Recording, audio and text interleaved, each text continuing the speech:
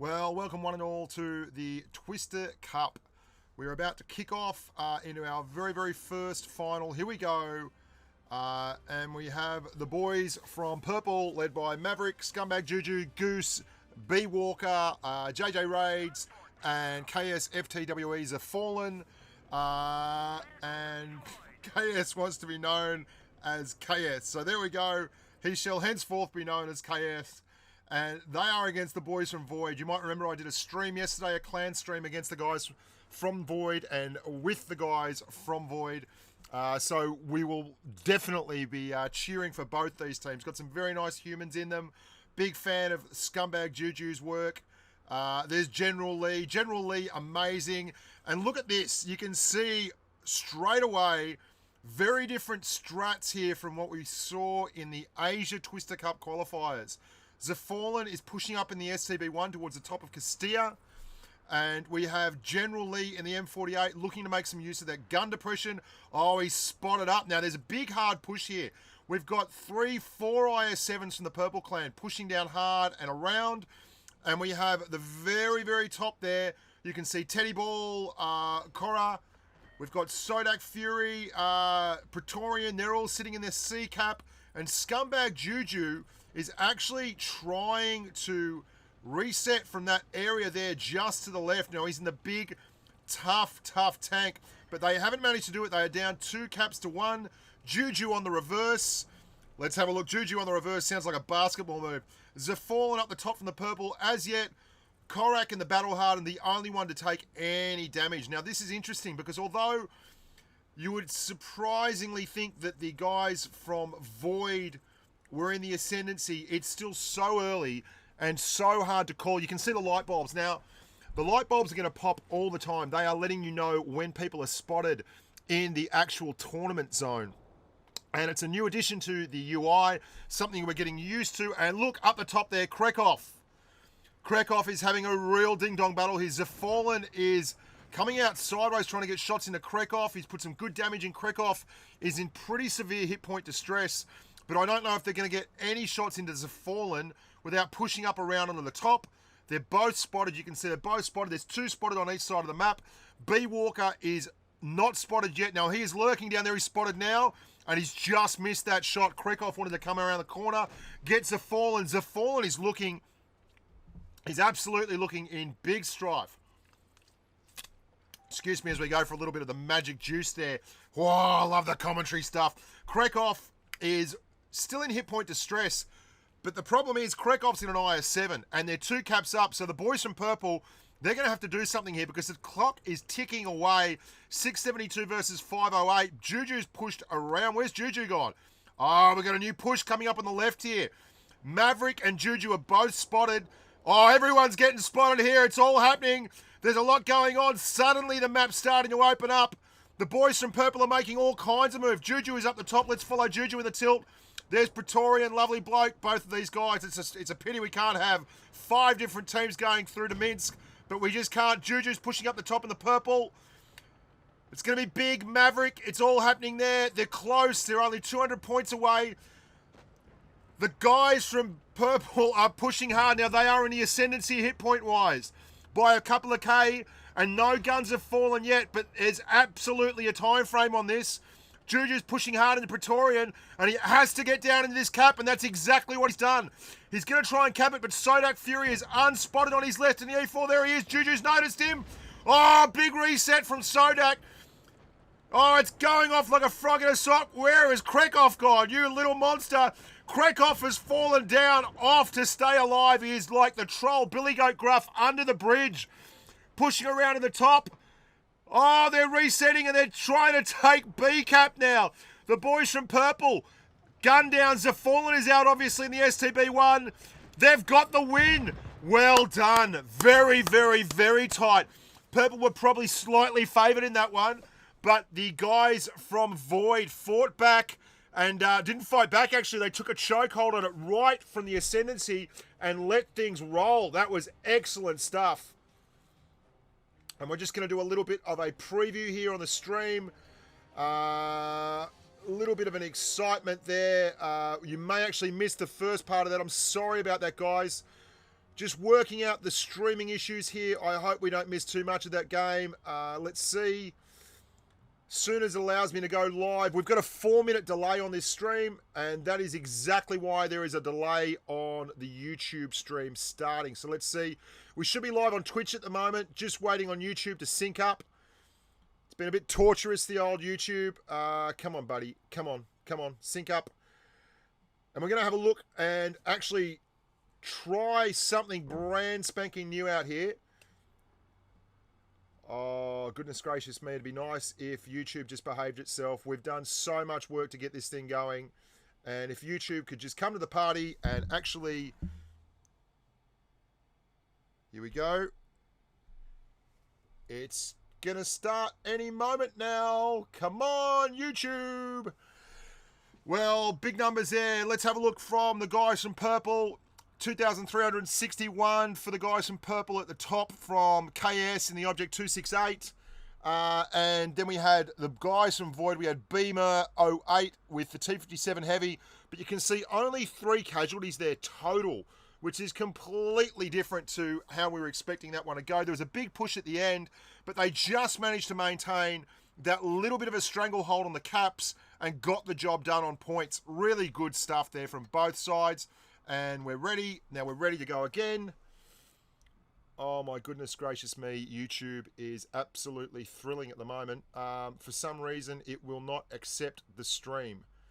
There is a 1080p stream status. It just won't take the stream. This is torture.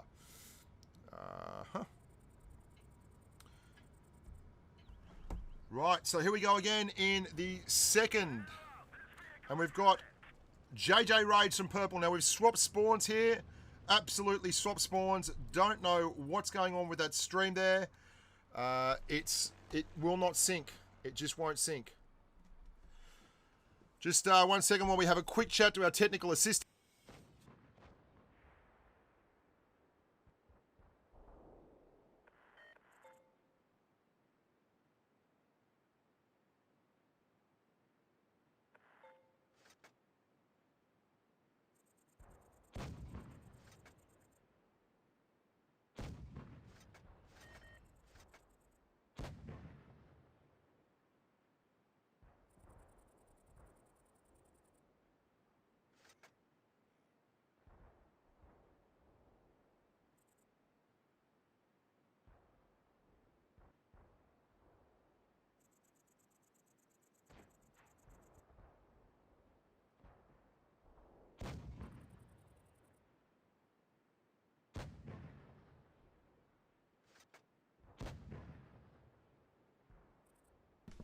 Okay, so this is live on the Blitz Twister page. I'm so sorry about this, guys. We've had a massive technical issue and they just jumped straight into the next game, unfortunately for us. And as you can see, we're already down 2 guns each on either side.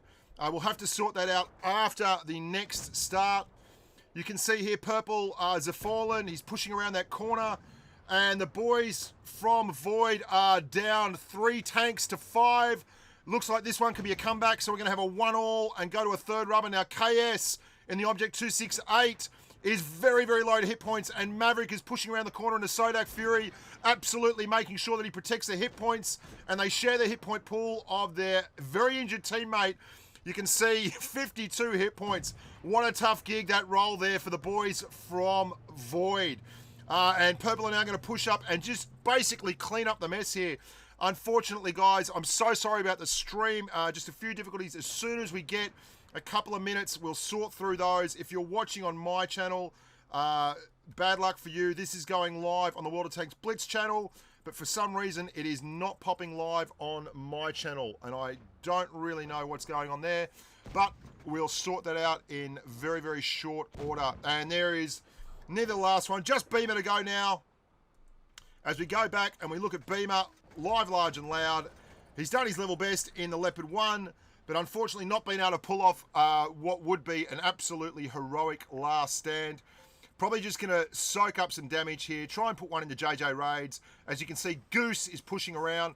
There are 3 very, very, very low hit point tanks there, but still an awful lot of hit points and heavy hit points to get through at that. So there's an IS-7 there. JJ Rage is going to cap out with the full clip and finish things off. And well done, the boys from Purple struck back, and we have a 1-all rubber at the moment going on. So going to go straight back in there into the stream. You can see JJ Raids in the Amex 50B pumping out 4,700.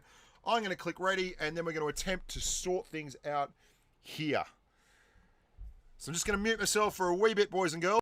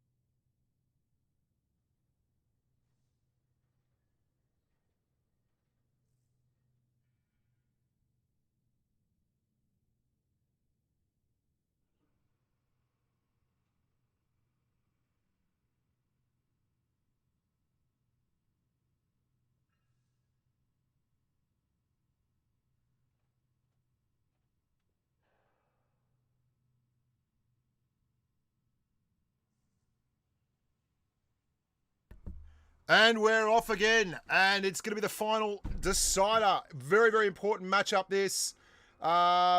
Absolutely 100%. Who wins goes home and is very, very happy with the results. Now, this is, of course, a round robin, so it won't be the end of things for whoever loses this one, but this is going to be the deciding match of this first rubber. Now, the boys from Purple, you can see there, they are in the southern spawn.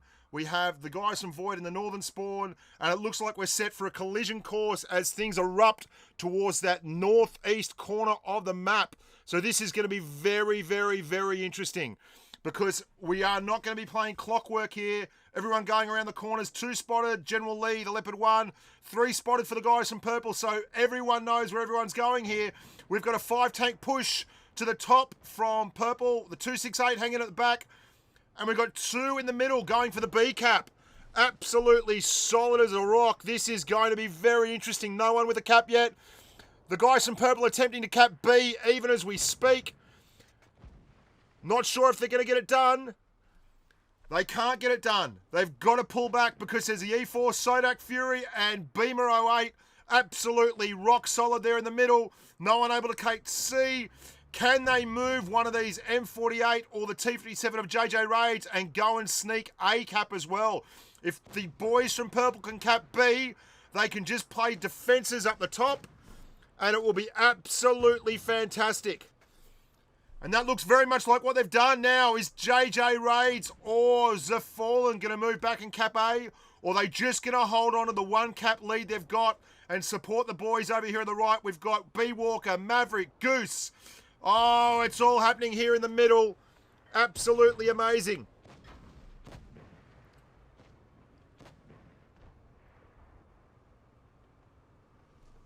You can see it's absolutely scumbag. Juju's going to go down there, pushed hard on Juju. Gods from Purple, he's in real strife as well. B Walker, they might have that cap, but they're a tank down. Sodak Fury's down, 2 tanks. You can see there's a lot of low hit points going on up here. Ala, General Lee, the amazing, in the Leopard 1. He's very low as well. Zafallen in the pattern is still pumping away. He's pushed right up there. Goose on 23 hit points. He's about to go down in the corner. Can he finish Teddy Ball? That's what they really want to know. Teddy Ball being protected by Krekoff. Goose, the Goose is down, 4 on 4. They're getting a cap back. Purple are up by 500 to 260, and they've got a tank now. Oh, Teddy Ball, Krekov, and there's two big hit point boys from Purple. KS and JJ Rage pushing around in the Krekov. Krekov again doing his Teddy Ball best friend impersonation. And they managed to take out JJ Raids. That was huge. Krekov goes down. Teddy Ball goes down. Just Sealands left in the battle hardened. And far too many hit points left on the Purple side of the board. 3K versus 400. Although you'd love to see Sealands get up and have a couple of ammo racks. It doesn't look like it's going to happen. And Void are going to go down into second place on this, the very first rubber of the day. Excellent work there for the boys from Purple. Congratulations. Fighting back from a 1-0 deficit to take the chocolate rations. Let's have a look at those final scores there, and then we're going to have a chance to get stuck in to the technical side of things on YouTube.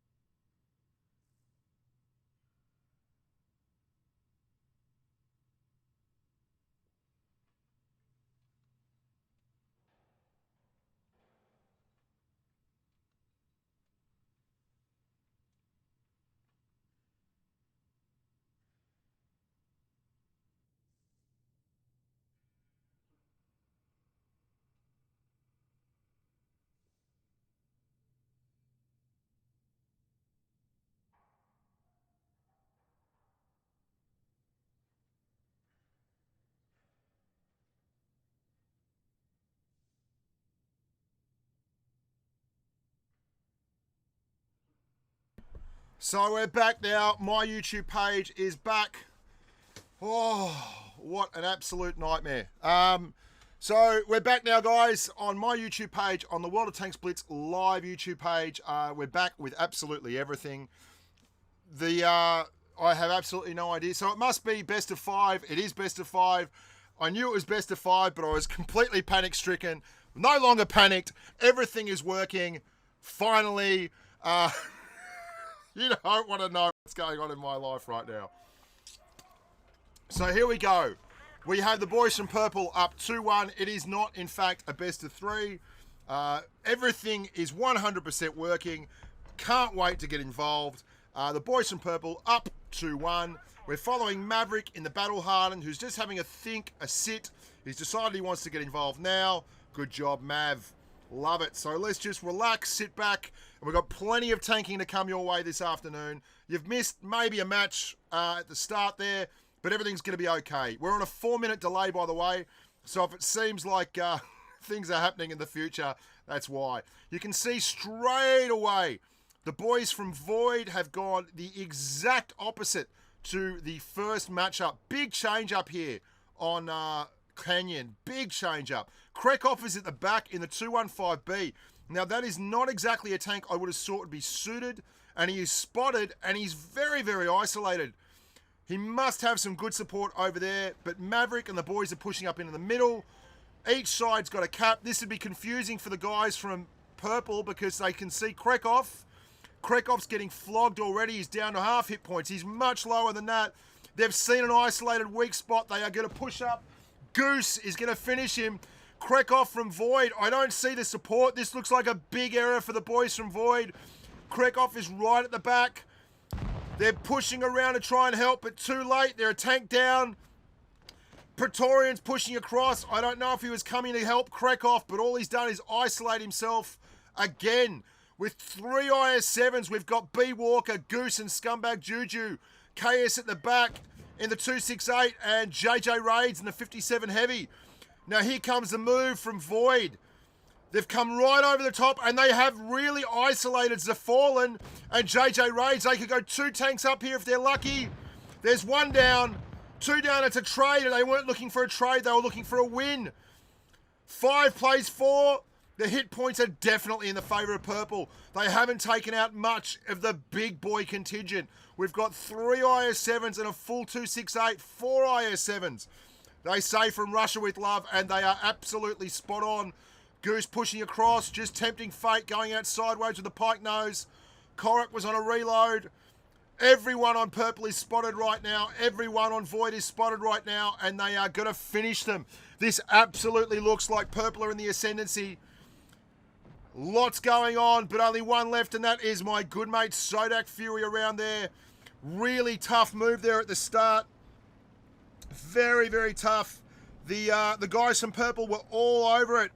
They were doing very, very well, and then they isolated Krekov. I'm going to try and have a look at that for you now. If we can go live to the Twister Cup feed, we will. That's going to be very, very interesting. Might not be able to do what I was thinking of doing there. And the boys from purple pulled that one out. Convincing win. Very, very fine stuff. Let's have a look at the post-match stats. There we go. 2,253 for Scumbag Juju at the top. He wins this week's Chocolate Rations Award. 1704 for Korakov. Poor old Krekov got really isolated in that 215B. And that is, in fact, a big victory for Purple. 3 games to 1. They were 1-0 down, which was a little bit of a surprise. And really managed to scrape that one back. Now, what I'm going to do for you here is look at something quite different. 0 damage for Bushka as a spectator, which is obviously a pretty shameful effort. I'm going to actually swap you over to the live stream. Here we go. Turning off this, which is going to be interesting. Okay. Now, I'm going to run you through exactly what happened in that game. Now, to do that, I'm going to be using the very, very latest in technology. It's going to be the YouTube replay display. And the reason I want to show you this is while we're waiting in between stuff, I can certainly give you a heads up on what's happening in the battle and why it happened. Now, if we take a look here, you can see right at the start, if we look at the mini-map, we're going to see that the guys from Purple pump hard around to the C cap, which is all well and good, and the guys from Void look like they're going to A. But Krekov doesn't get the memo. Krekov moves straight around towards the C cap, and as such is in immediate jeopardy. Isolated on his own. I think he may have been anticipating a slightly slower response from the guys from Purple, but they had loaded up hard on the IS-7s. You can see we've got 1, 2, 3, 4 IS-7s, a 57 heavy for the burst damage, an Object 268, and an M48 A1 pattern. And if we just take a quick freeze frame here and look at this, you're going to see exactly what I was talking about. Right here on the mini-map, there's Krekov. He is in licorice all sorts. Krekov is in a big negative, and he is going to get the boys from Purple pumping down this flank very, very hard, and he is then going to get deleted. And that, when you're dealing with things in a tournament situation, is not very good at all. And you can watch it happen here live, large and loud as we speak. Now, it's a surprising thing. Obviously, that would have been a strat from Void. I don't know if there was a miscommunication. I don't know where it all went wrong. But it absolutely, you can see Goose here. He is happy as a lark to go and take the hit points. The guys from Void are actually responding. They are moving across, but it catches them off balance. It's a little bit too slow. And the flank move that may well have happened straight through the middle. And if we pause, don't pause that one. Get rid of that. If we have a look here, wait until we get the right. I can actually. Yes, here we go. This is what we're looking at right here. So let's have a look at this one in the coach's box. All over here, this whole area of the map is now owned by the guys from Purple, and all the guys from Void are in here and isolated here. Now this is going to give Purple the opportunity to both smash anyone coming through there and to come down here and clean up the AMX-50B. It's isolating this heavy tank over here who is really then in a lot of strife because he literally can't do anything. Like he wants to use his hit points. You've got the IS-7. It's the strongest hit point tank you can get, and it's absolutely not getting anything done in that situation there. And we go back to the live feed and we can watch that outplay. Watch that unfold. Oh, this was key, wasn't it? If these guys coming over the top, this would have been fantastic. I'm just going to swap it straight up here. This move over the top would have been wonderful had it worked. You can see there's two boys from Void pushing down. There is a one shot from Purple there. There's a low hit point Purple tank here, and that would have been just lovely. But there are also Purple tanks there, and there's another one there that battle hardened. And you're going to watch as it plays out. It doesn't do very, very well for the boys from Void, but yeah, the Leopard 1 gets nutted. Then the second one, they focus fire really well. Great calling there. I don't know who was doing the calling. Might have been JJ Raids. It may well have been Maverick. But whoever it was, I'd have to say that was absolutely the play of the game. That was Krekov losing it right at the start. And then that movement down there was the 100% play of the game. So we go back to the end of that. We finish it up live and we see exactly what is going on. So hopefully that's helpful for you boys and girls. You can learn a little bit from that. You can see how we're dealing with things. I don't know why that is not doing that there. This is all very, very interesting. It's very, very cool. So we're going to go back to the Twister NA waiting screen now. It was certainly an exciting time in a young man's life to use that feature on iOS for the first time. I don't know if you'd consider a success, but it was a lot of fun for me. I'm going to just be loitering here in the chat, waiting for the next invitation. We've got a lot of stuff coming up today. We've got another 3 tournaments to go yet, so stay excited. No free beer, absolutely no free beer. 100% no free beer. Slowsy, sorry about that. I hope you guys are looking forward to the stream this afternoon. We've got 4 more games to go, 4 more matchups. We've got a round robin going on. There is lots of action. Don't go anywhere. I'll be chatting away. I may have to have a break in a sec because otherwise, obviously, I will run out of vocals, and we'd hate to see that happen.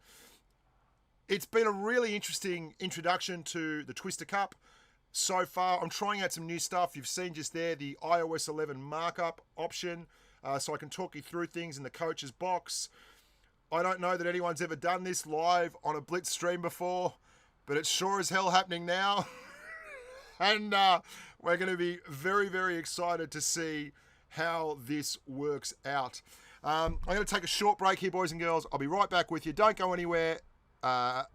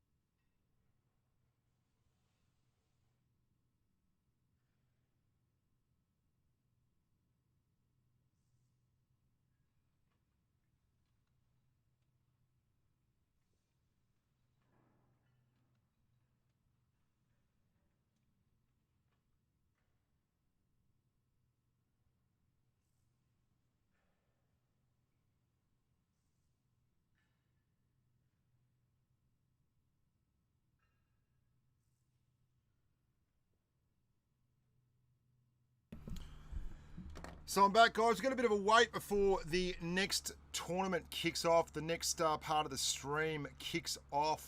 Happy to have a chat. Happy to have a giggle. Just let you know what's coming up. We've got 5 matches. The timeframes for the matches are pretty long gaps between, especially when teams win and they win in 3 or 4 games. We're going to have to wait through some things. Now, that's obviously for a reason. There has to be a little bit of a gap there for the guys from the other teams to gather themselves up, finish their strats off, have a think about life, rehydrate, and get rocking and or rolling. The guys from Purple won the first round. Now, there are various forms of the Purple team and the Void team. And I'm going to show you here the Twister NA placeholder that we're streaming out now. You have different ones, different Purple, different PRAMO. I'll break down exactly who is in which team for you, and you can then, put that pin up on your wall or decide who you're going to barrack for. I don't mind either way. It's all much of a muchness for me. You can love the Scumbag Jubilee team. You can love the Monco Duty team. All these teams are available and onwards and upwards. So you've got Primo, who are Floopers United. Floopers United, that's a lovely name there. The Floopers are led by Fui141, _Steely, A7X0, The Crimson Chin, Quiet, Pandarol, J Huster, Killer7184, _Tanner. I changed my name to this. Now, you might note straight away that there are 10 people in that team. And there's a reason for that. That's because you basically have to have alternates. You have to be able to have people turn up and actually, if you miss out with someone, you have to have a replacement in. So you get 10 people per team. The second team is GP, and that is ForLATAM. Now that's Monco Duty, Faraday, Chicks 69, Adan CAJI, Adansage, Mantra, Crymaker, Spark, Pro Blitz, I am Epic, AOC _2000. I bet you are. All the ladies love him. Brutal Bill, or it could be a girl. All the boys love him, or all the girls love him. I don't care either way. Purple Cobras, and that was who we just saw then up against the Eclipse team from Void. That is Maverick 524, Scumbag Juju, Brew Do Leg, B Walker, Goose, Ek Pick GC. I don't know what that name is. Did you just make that name up so you can make my life tough? Naked, Zafallen, JJ Raids, and KSFTWE, who shall henceforth be known as Phil. And the Eclipse, we've got Dixie Flyer, generally amazing, and he is generally amazing. Not quite as amazing as he generally is in that last game. TG Praetorian, Teddy V-Ball, Beamer 08, High Five 360, Sodak Fury, Krekov Sealands, and Koran Kara. Now, you might not know this, but I did do a stream yesterday with these boys from Void. We did a clan stream. It was a lot of fun. Everyone had a good time. We also then have the Primo Blitzkrieg. Now, Primo and Purple are very, very closely related. Purple was historically the feeder clan for Primo, but originally they were called Krieg. Long story short, they're not now. Primo Blitzkrieg is led by Concept. Mike 8, you might remember from the Twister Cup. He led the Primo tilt at the Twister Cup. Met him there. Fishy, Dragon, Geddon, Prodigy 122. I Raikkonen, he's been around playing this game for a long time doing the Twister Love. Player 103562783, who they picked up. He's a guest account from YouTube. They couldn't find anyone else good enough on the NA server. Let's make people hate us more. Geez, it'd be hard to do that. Samuel 74796 and Nano Light. Just joking. I love the boys from Pramo. Had a lot of fun with them at the Twister Cup in New York last year. Had a great conversation with Mike 8 on the way down to the... what's the name of that thing? The Intrepid. Anyway, onwards and upwards.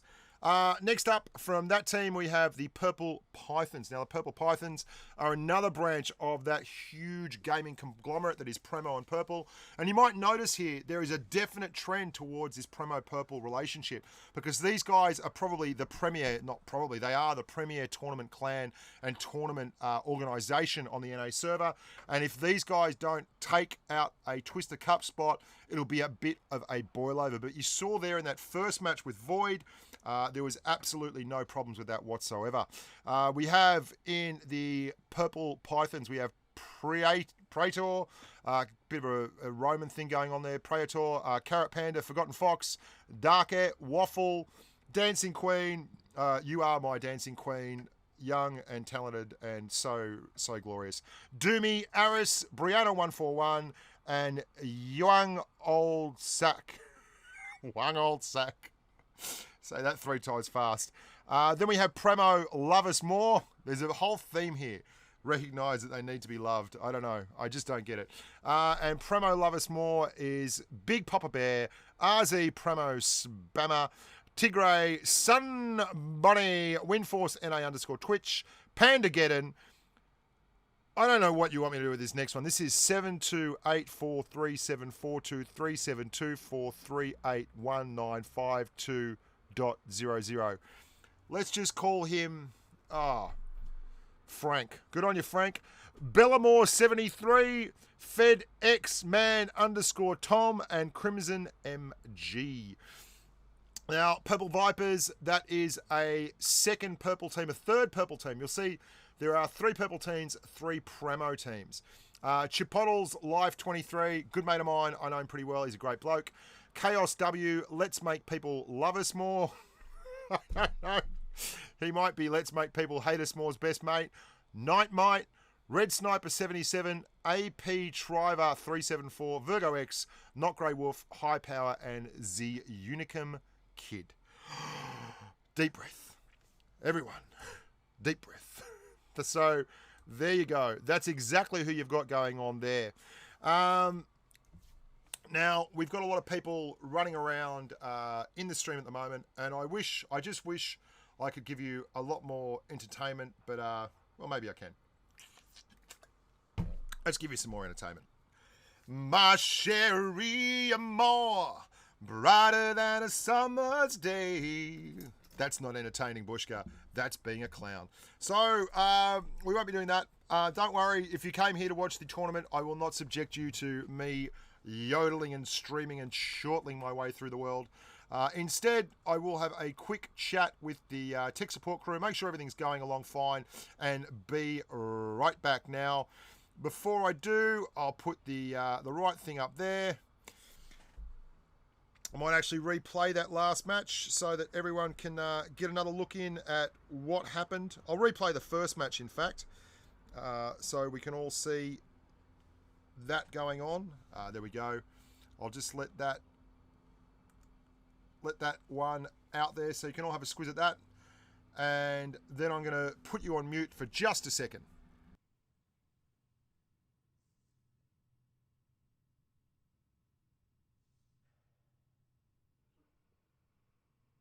Got a 5-tank push to the top from Purple, the 268 hanging at the back, and we've got 2 in the middle going for the B cap.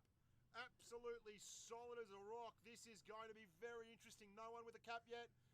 The guys from Purple attempting to cap B even as we speak. Not sure if they're going to get it done. They can't get it done. They've got to pull back because there's the E4, Sodak Fury, and Beamer 08. Absolutely rock solid there in the middle. No one able to take C. Can they move one of these M48 or the T57 of JJ Raids and go and sneak A cap as well? If the boys from Purple can cap B, they can just play defenses up the top, and it will be absolutely fantastic. And that looks very much like what they've done now. Is JJ Raids or Zafallen going to move back and cap A? Or are they just going to hold on to the 1 cap lead they've got and support the boys over here on the right? We've got B Walker, Maverick, Goose. Oh, it's all happening here in the middle. Absolutely amazing.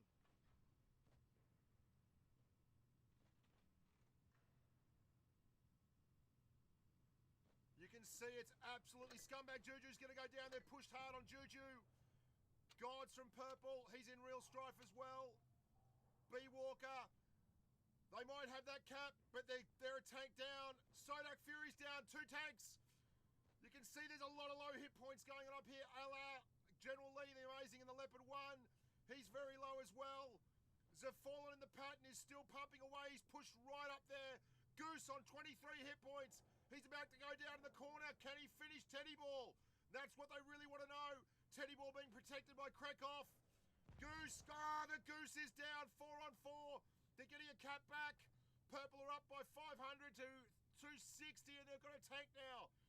Oh, Teddy Ball, Krekoff, and there's 2 big hit point boys from Purple.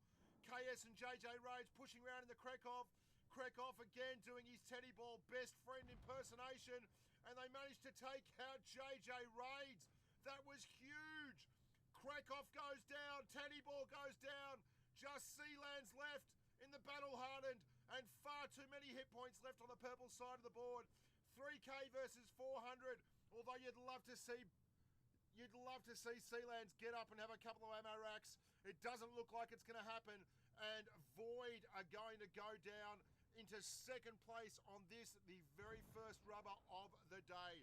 Excellent work there for the boys from Purple. Congratulations, fighting back from a 1-0 deficit to take the chocolate rations.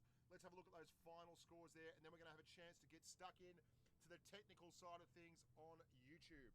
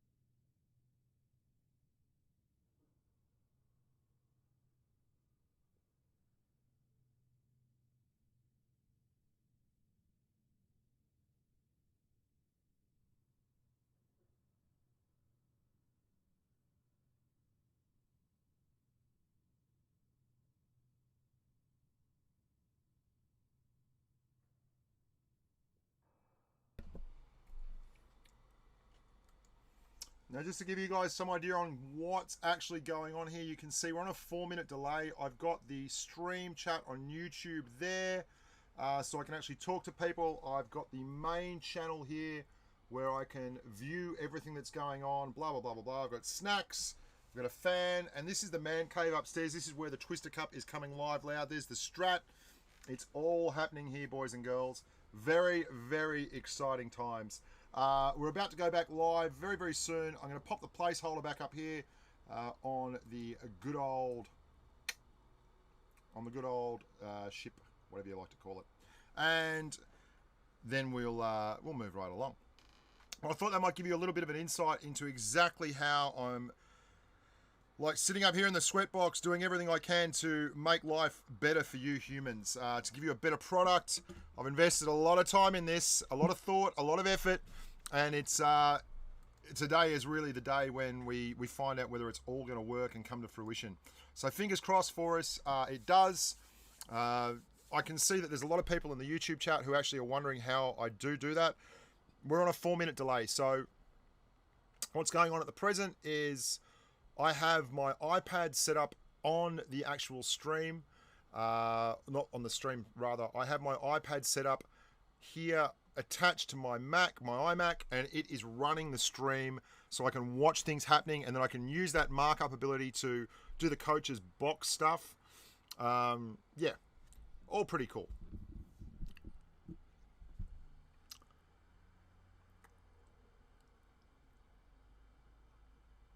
Volume RIP. I don't know. It's probably, no. It's, sorry. That's, okay.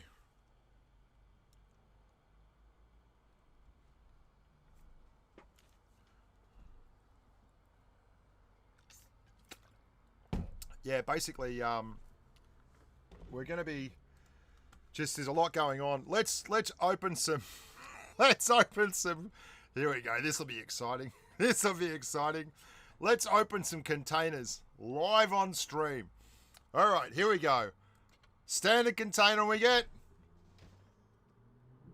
40,000 credits. That'll go a long way. And now the big container. Let's purchase a big container just so you guys can get excited. What's in the big container? Oh, look at those boosters. Boost me up, Buttercup. Let's purchase a huge container. He's a huge man. And it's 100,000 credits. Lovely stuff. Yep, we're going to the tournament room. I'm clicking ready. Lovely stuff. I'm replaying the first round, okay? I'm not actually doing anything there. I'm just replaying the first round. That's all. You are getting a refeed of the YouTube channel. That's all. Okay? Now we have 2 minutes and 50 seconds before the next game. This is between the boys from PRAMO, Floopers United, and the Purple Cobras. I'm just joking, the Purple Cobras. So this is actually a bit of an internecine warfare. I've not actually ever said that word out loud. And you're going to come across a lot of words like that. You wouldn't know that I am an Aussie when I say things like infinitesimal and internecine and all those kind of lovely words, just to confuse the humans. Having a nut now. Love my nuts. Can't wait. If you're around Las Vegas on the 14th of October, I'm going to be hanging out there with my good mate Snake Eyes. I'd love to get him up here in the box today, but Snake exudes so much heat. He's a big, sweaty Russian bear. We'd probably drown in this joint. Everyone's rolling in. Now, it is a best of 5. We're on the online qualifiers for Blitz Twister Cup. Group 1 semi-finals. Upper bracket. In the upper room. Upper room. Very, very exciting. So I'm going to be in Vegas for the Mobile Masters. Now, Scumbag Juju and some of the boys are going to be there as well. It's going to be great fun. I don't know what they're doing there, but anyway, that's what we're doing.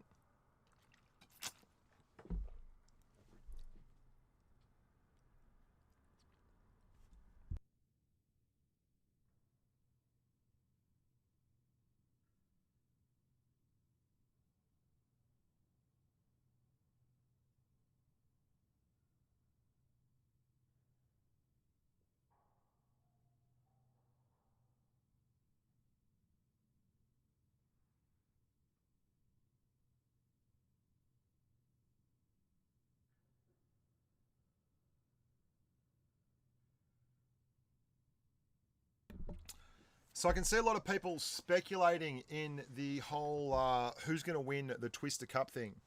And I think that's a little bit premature. I've actually had a bit of a chat to quite a few people that are involved in this big thing, both from Void and PRAMO and PURPL. And I don't think people rate innovation highly enough in the game. Now, C4 and everyone else are very, very, very good. But we saw they were expected to waltz it in last tournament. Everyone expected the Russians to absolutely belt it. And they went within a whisker of losing to ID in the finals. And ID were absolutely fantastic and performed out and above. But their strats were very, very deceptively simple. They were just very disciplined and aggressive and went hard every single time. So here we go. We're rolling again. We have PRAMO v PURPL. Internecine warfare and rivalry at its finest. I'm going to be looking at this from the Skycam up in the Big Bird, coming down the golden microphone. Now let's see who we got here. Paradox. First time on stream today, Paradox. Paradox, welcome to the love. Now, please call me KS. KS. No problem, KS.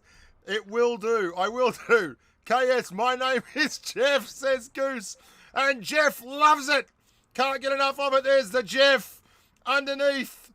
KS is down there in the E100. Now, this is very, very different to the standard public match layout, and you're going to see that a lot during this tournament. Both sides have taken a cap in town, and we have a very, very big tete-a-tete up the top. Only the two boys from PRAMO here, from Purple here, but Juju is over there in the IS7, and both these teams would love to wreck each other. PRAMO is the top clan, as in the original clan, and Purple is the feeder clan, but you wouldn't know it from the quality of the play. Big move coming down the flank here. Juju's pushed right hard across the middle of that cap circle. Now he's taken a hit, but they're looking to isolate. There's no one really there to isolate though. Jeff is pushing around in the 215B. They've gone for the mouse. That's a big call. There's a lot of guns there. There's a lot of guns on both sides. Oh, this is rubber meeting the metal. This is why the mouse is in the game. It's got to be able to take these hits. They've tracked him. He's moving. He's jiggling. He's topped again. Oh, Quiet is out of there. First blood goes to Scumbag Juju's Purple team. But have a look at what's coming back door.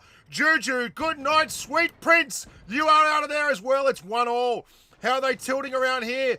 They're holding hard. Zafallen making a big rush. How many has Maverick got left in that clip? You can see there Maverick in the AMX 50Bs on a reload. You can see the reload counter going. Once he gets round there, that reload is going to be absolutely crucial. And we have 5-on-5. Oh, these guys are brilliant. They've been scrimmaging for ages. They're scrimmaging for gold and tickets to Minsk today. Killer down, killer down. It's 4-on-5, but the next one's going to go to the red boys, you'd think. Purple, Steely in the mouse, Steely in the mouse. That big burst damage you saw there was from the AMX 50B. Steely down, 3-on-4. Steely down, and I'm not talking about the boys who wrote Ricky, don't lose that number. I'm talking about the poor old mouse.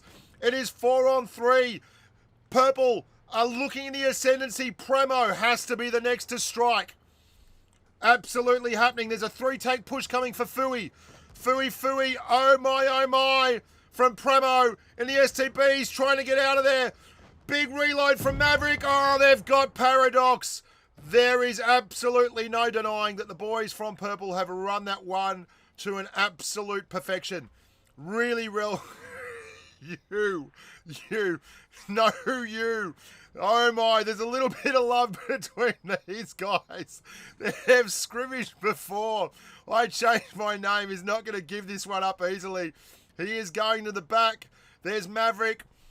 It's all guns blazing though. They've taken the second cap. Zafallen is looking very, very... And Goose is still there. That's Jeff. That's Jeff, by the way.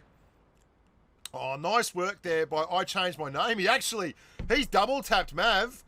He needs to get another one away. He really needs a kill. He needs a kill. That's the only thing that can save the game here. He needs one ammo rack that takes out 3 tanks. He is looking for that magic bullet. Ahoy, KS. I know who you are, my friend. Oh, look, here comes the ram kill. Zafallen is down. Ah, love it. Hello, stream. Ahoy, says the world. Steely mouse. Steely down. Ricky, don't lose that number. It's the only one you want. Look at that big call there from Mav. Massive call on that one. That was an exciting battle. Only a minute 46 to the next one. Only a minute 46 to the next one. Going to be great giggle. Well done there, both teams. Very good spirit to see that happening is lovely. It's nice to put a few names to faces to, because really, you guys should understand that although there is a lot of salt all over the world, these guys train very, very, very hard for this and should not be begrudged any of the notoriety and joy that they bring to the World of Tanks Blitz gaming community. And that goes for all of the teams that are competing worldwide in the Twister Cup. They absolutely put their level best foot forward and train weekly, daily, afternoons, nights off. They're missing times with their girlfriends, with their significant others, with their boyfriends. They're missing time, at long walks on the beach, windy walks on cliffs, long walks up mountains, swimming in lakes, trout fishing. They love a bit of trout fishing. I know Scumbag Juju is a big fan of trout fishing. 40 seconds left. I'm just going to take a short break here while I belt myself in the head and get back on message.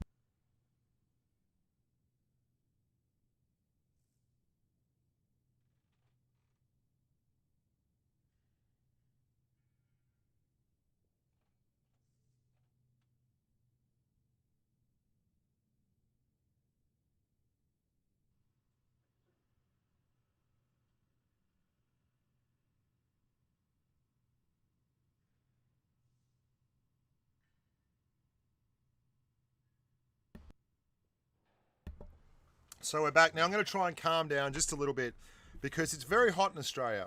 And if I don't calm down just a little bit, by the end of this, I'm going to be expired. Okay. I don't know why. Oh, God. Sorry, boys. Apologies, everyone. Sorry. Some idiot didn't press ready. I don't know who that was. I don't know who that idiot was. It may well have been me. Apologies. I am the idiot. So, as I was saying before, the Asia Twister Cup is going to be quite interesting. We had some big tournament Tokyo Game Show lead up, and you saw Note Nova and XR go hard at it there. And they used very, very different tanks to these guys. You can see there's AMX 50Bs, there's E100s, there's Mouses. Now, there was some commonalities. There was Mouses, there was E3s. All those guys were rocking and rolling. But at the same time, they weren't the commonalities. The E3s were big difference makers. And there weren't as many auto loaders. Now, we saw T57 heavies in the Canyon map. I'd suggest the reason you're not seeing as many T57 heavies as you'd expect is pretty simple. The AMX 50B has tremendous amounts of mobility for a tank that can bring that burst to the table. And that's probably more important. The ability to isolate a target with a couple of auto loaders or a big IS-7 and an auto loader. So you get the IS-7 rolling forward, eating the shot, and then the auto loader coming around the corner and getting a full clip out. That's probably more important than having a T57 heavy who can empty that clip a little bit quicker, but at the same time is a lot slower and probably 25%, 20% slower actually in terms of kilometers per hour. So not sure what the technical hitch is here or why we're waiting. It says 000 up in the left, but we've got the Crimson Chin.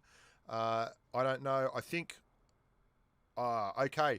This also happened at the Tokyo Game Show where the guys from Rote Nova left the lights on in the Maserati in the car park and he had to get up off the stage and run out and turn them off. It would appear that that's happened here as well. Crimson Chin has left the lights on in his Ferrari. He's just ducking out now. It's parked next to Juju's family sedan. You'll see that there. That's the one. Juju has 25 children. He doesn't know what to do with himself. There's no television in the Juju household. Scumbag Juju, your team has lost by technical defeat. Well, not certain what happened there. Interesting. 1 second. I'd like to find out exactly what happened there. Because, I mean, he can't help it if he's got to turn the light. If his Ferrari battery goes flat, we've all had those issues. I mean, when the battery goes flat in your Ferrari, it's just embarrassing. No one wants that to happen to a good bloke. I'll be right back.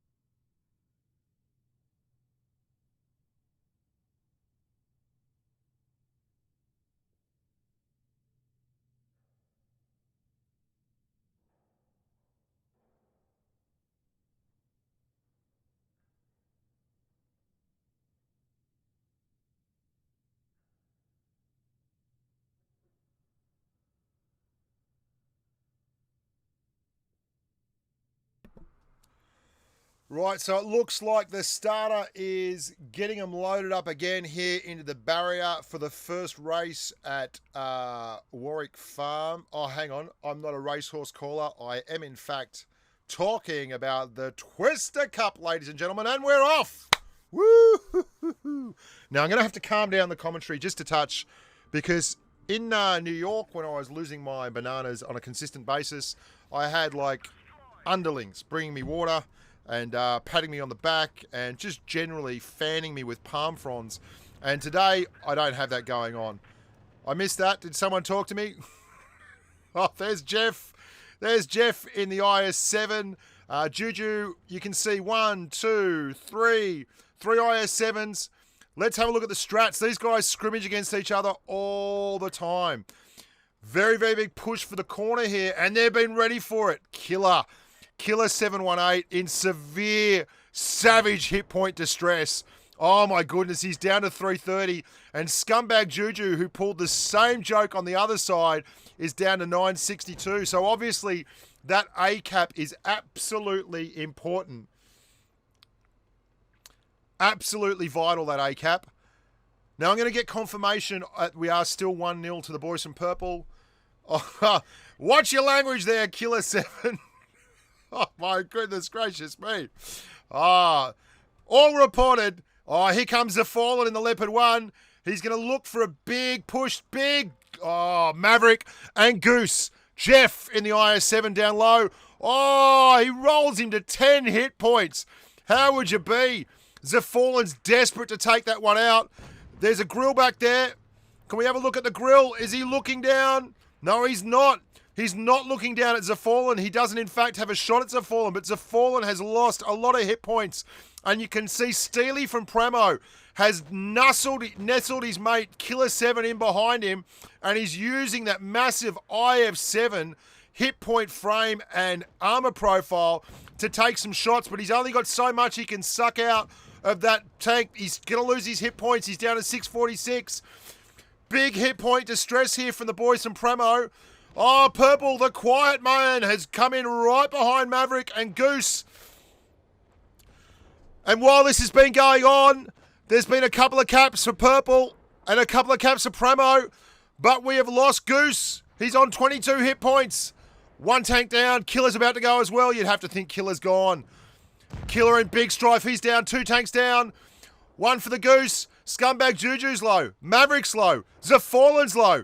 They're still pressing the suit. Fui with 400 hit points. He's a one-shot roll for anyone. JJ raids. Oh, JJ's down. 4 on 4. This is a hell of a fight. Hell of a fight. 3 on 4. I changed my name to this, and Quiet goes down. This is really tough, boys. Absolutely fantastic tanking. Everyone. A7XO.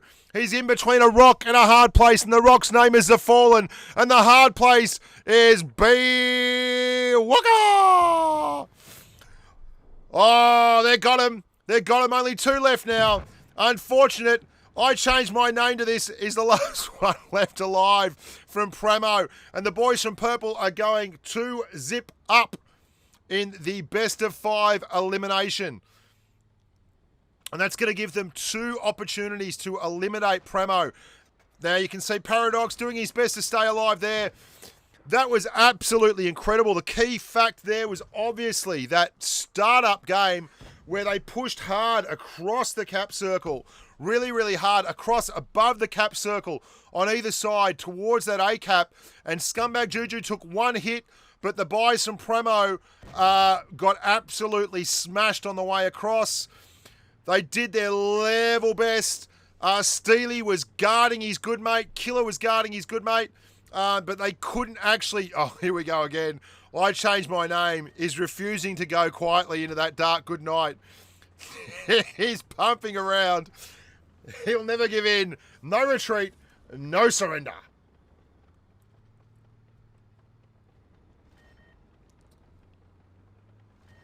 I don't know what he's up to here. That's 4 caps down. He's got 481 hit points and no caps in hand. I would suggest I change my name, that things are looking slightly worse than expected. Here he goes. Just jiggling, wiggling. Juju's not going to give him anything there. They're up 2-0. They train very, very hard, these boys. Very, very hard. Now I'm going to show you in between a very, very brief look at exactly what happened here on on screen. I'm going to show you live and large, in fact. We lose, I change my name. There he goes, man down. Now let's have a look very, very quickly at exactly what happened there. All right, here we go. So, you can see, if we look at the screen right now, that both sides are about to kick off, and they are, in fact, going to move right across towards the top of that cap circle. And this is the key move right here. As you can see, Scumbag Juju pushing up, and the two IS-7s. And they start taking damage. Juju's the first one to go down, but then Mav takes one. Oh, and Killer gets absolutely wrecked. And let's have a look at that in the... Here we go. We're going to have a look at that on the capture mode. Are we indeed? Yes, we are. We're going to take a screenshot of that because we can take screenshots, can't we? And here we go again. Absolutely. Got it. All right. You can see there. Absolutely fantastic. The boys over here were pushing up very hard. And if we bring up the mini-map, you can see that we have everyone going for this A cap at the top. And these three guys here are the key. Absolute key. We have the medium, the heavy, and the TD. And they have pumped a shot each over here as the guys from PRAMO have pushed on up into that A cap area. Now, that was obviously a move that both sides tried to focus in on. The big difference here, and the difference that really made the game, finished the game up, was that Scumbag Juju was the only IS-7 out, and you can see his hit point pool there on the right-hand side at 962, whereas Killer was absolutely the odd man out. There was two IS-7s went, and the other IS-7, the other tank they could have literally used to soak up that damage from the other side, was used instead to fire across the map. If we have a look at that there, you'll see very, very clearly what I'm talking about. This, in fact, is exactly the angle I need. Those three tanks there were all firing across here. Scumbag Juju was the bait, and he pushed out and stopped behind hard cover. The unfortunate souls from Purple beat the unfortunate souls from PRAMO because poor old Killer pushed all the way across. Now, that could be a victim of the map itself, or it could, in fact, just be a strat that one side has worked on and the other side does not know about. So I'm just going to put us in a bit of a placehold here now. There we go. And I'm going to stop talking for just 1 second while I check out what went on with the scores.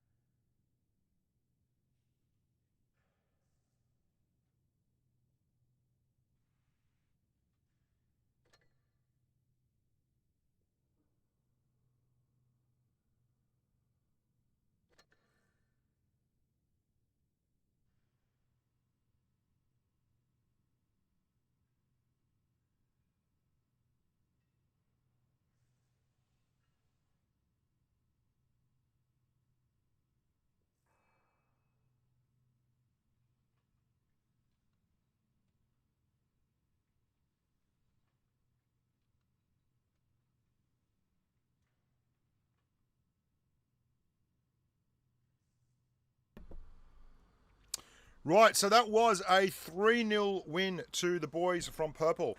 The second win was actually a disqualification for taking too long. I don't know whether we lost someone in the queue. I don't know exactly what happened, but apparently there was a disqualification. So it's a 3-0 win to Purple in this best of 7 and the best of 5. They go straight through. Now, I'm going to explain to you why the replay feature is low. It's because I'm replaying this direct off YouTube. You can see there. And if I actually press the sound, you're going to get me talking over the top as well. So you're going to have to do without the view, without the volume. I'm going to play this through and just highlight some of the winner winner chicken dinner features. Really good move here. This is great. you're going to see as the Fallen pushes up here on the right-hand flank towards A, Killer is in extreme hit point distress. Now, the Fallen is not spotted until he gets to the top and puts that shot into Killer and rolls him down to 10 hit points. And this is what tournament tanking is all about. If we just go back here 10 seconds, which I can do, I believe. Oh, look, there's the YouTube chat. There we go. Excellent. Now you can see Killer has actually slotted in behind Steely, and that has allowed them to share their hit point pool. And that's really key, because if you're in a team, you want to be able to share your hit point pool. So Killer's on 10 hit points, and yet he has Steely in front of him who is on 1,700.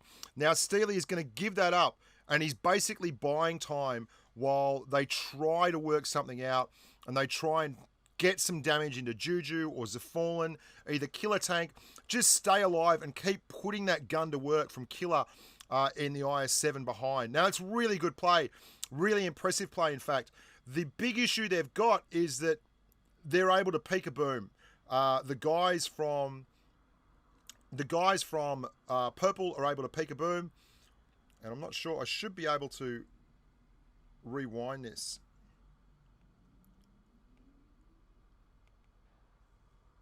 There we go. There is, in fact, a rewind feature. It just doesn't want to work. Never mind. All right, you can see the guys in that shot from PRAMO are up the top. And because they're behind the rocks and they've got gun depression, particularly on that Leopard 1, who has 9 degrees, I think it is, or 10 degrees of gun depression.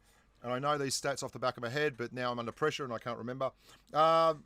They're able to get easy shots in, and they're able to do it on the reload. So they get to choose when the engagement's happening, and if Steely fires or anything like that, then he just cops an absolute flogging. And if Killer can move out and shoot, that's exactly what they're waiting for. So we'll take a quick look now at the mini-map here, and you're going to see where it all went wrong. So the guys from PRAMO won the engagement up here at the top of the lane. Absolutely clear as a bell. Won the engagement up here at A, cleared the tanks, and now they push down. And that was always going to signal the end for the guys from Purple, from PRAMO rather. They push down here into this lower area. They push across here, and they isolate these two tanks, and then they just slowly grind them down. And it's a lot like they got a slight edge.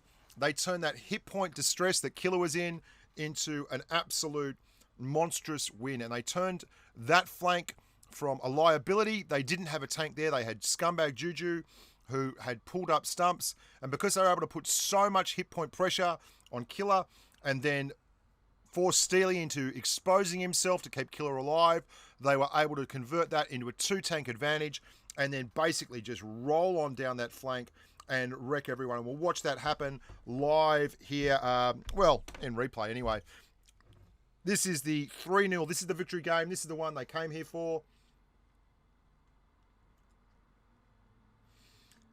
You can see absolutely pushing on both sides. Take out poor old Jeff. Take out Brace. Just by the way, I am calling KS. And that's exactly where it all went wrong. And after that, it was just a slow road to China. The STB1 from Paradox, who was sitting over there using his gun depression and capped D, he moved across to try and support his team, but it was a cascade. It was just a constant and unstoppable stream of bad situations that all stemmed from that one poor engagement on that far northern flank. Really good stuff there for the boys from PRAMO and Purple. Great games, really well played. These guys scrimmage against each other all the time. And I just want to reiterate that these guys put the effort in. The reason they are here is not just because they're very good players, which they almost universally are, but it's because they have the discipline to follow a team and follow a game plan and put it into action and listen. There would be a caller on these teams. The callers will call the strats, they will call the changes, they will call the moves as they work through them. They will put shots in, they will call targets, and they will communicate very well with the team. I believe it may be Scumbag Juju here. I'm not certain. I can't remember, in fact. I might ask Juju. I'll send him a message and find out for us. But, yeah, and that kind of thing is what elevates the gameplay. If you want to be in the Twister Cup, form a clan, start working on it, and start working on it now. Because there are clans out there that will be in the Twister Cup this year who will be vying for a title right at the top of the tree, who weren't even in existence last year. And that's because they have taken that to heart and have put the hard work and the training in. So it's completely possible if you've got discipline, if you've got a bit of an idea and a bit of a strength with tactics and problem solving, this could be the kind of thing that you want to do yourself. Now, I'm just going to send that back and have a little bit of a break here and be right back with more Twister Cup action live from the hot seat on Bushcon Blitz. You're pretty awesome, and I'm not going anywhere. Bye.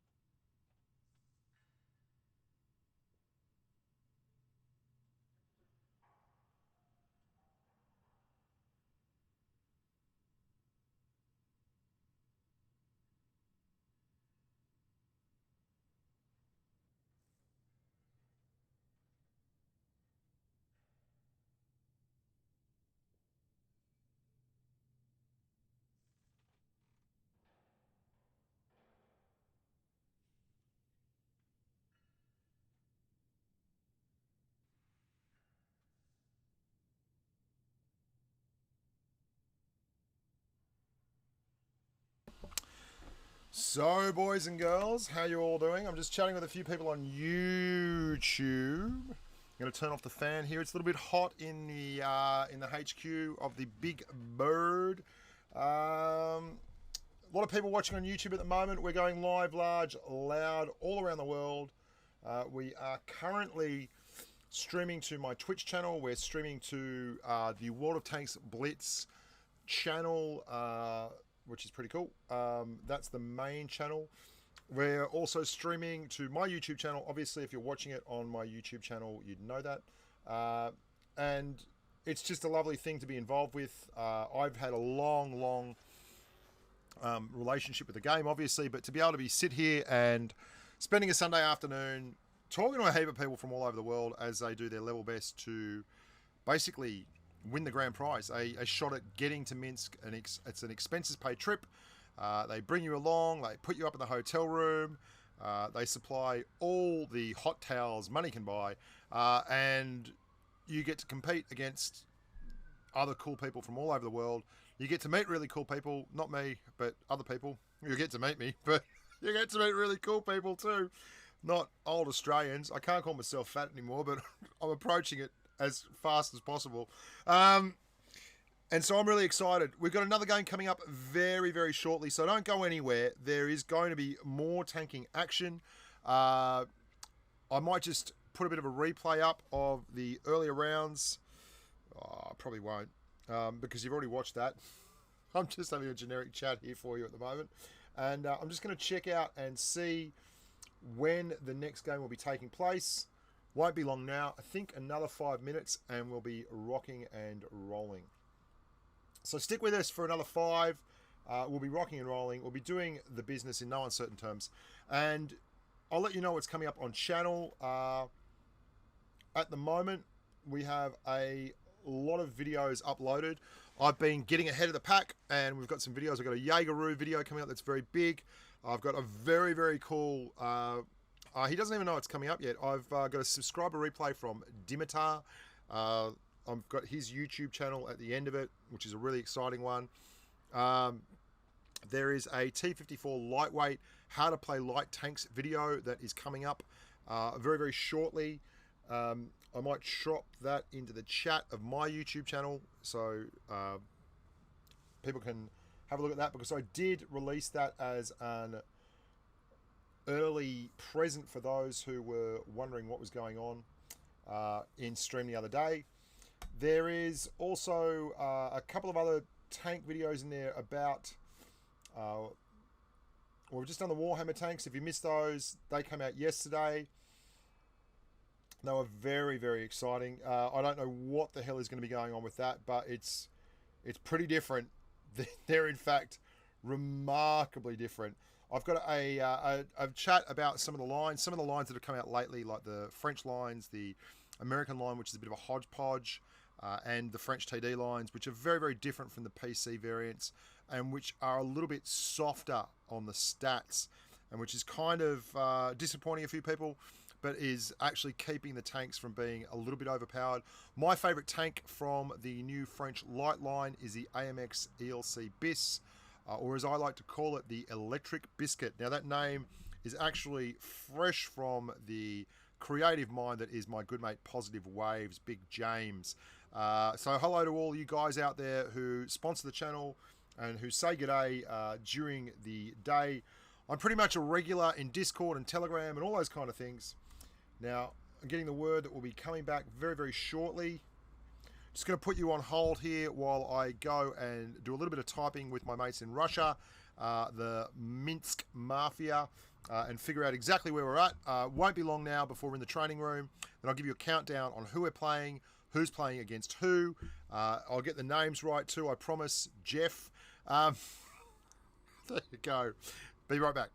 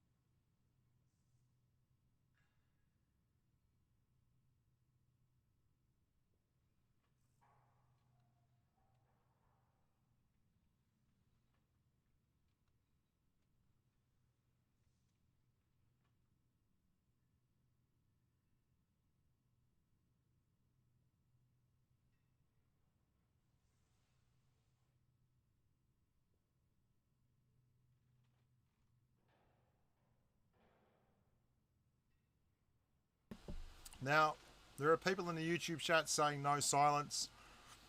The issue is I'm on a 4-minute delay, right?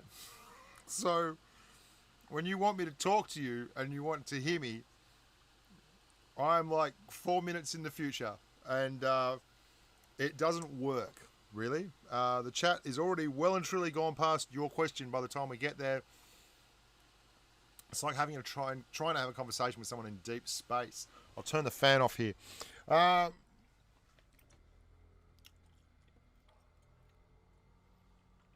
hope you're all having a good time. We've got another one coming up very, very shortly. I'm just going to check. I do actually have a breakdown here of the timetables. Let's have a quick squiz at this.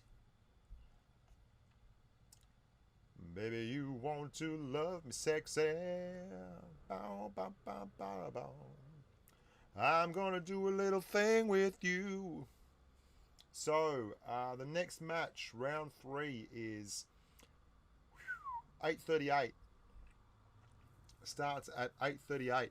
Big issue we're having here, boys and girls, is that we obviously had a boil-over, which was a 3-0 win because poor old Crimson Chin had a bit of a technical issue and got stuck out in the cold in the second matchup, and that resulted in a technical default, technical disqualification for the boys from PRAMO. So it was a two-game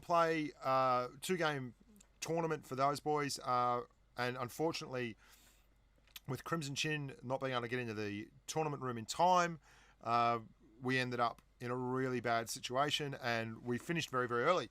So there's an allowance for 5 games worth of time for each slot. We're in a round-robin tournament. There are going to be 5 matches played today, and that means that we are just ahead of schedule. So there's a lot of dead air there. That's unfortunate. It's just how it is. Maybe you can talk amongst yourselves, be nice to each other, try not to antagonize each other. If you just generally be good people. And I'll be back as soon as we kick off the next round. I'll be talking to everyone in YouTube chat, but realistically, I can't keep talking for 30 minutes about not much at all.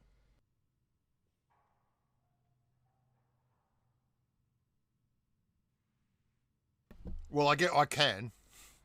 I mean, I don't mean to put myself down. I can certainly talk underwater for Australia, but do you really want to hear that? I just don't think. I don't think so. So we're about to go. Wicked.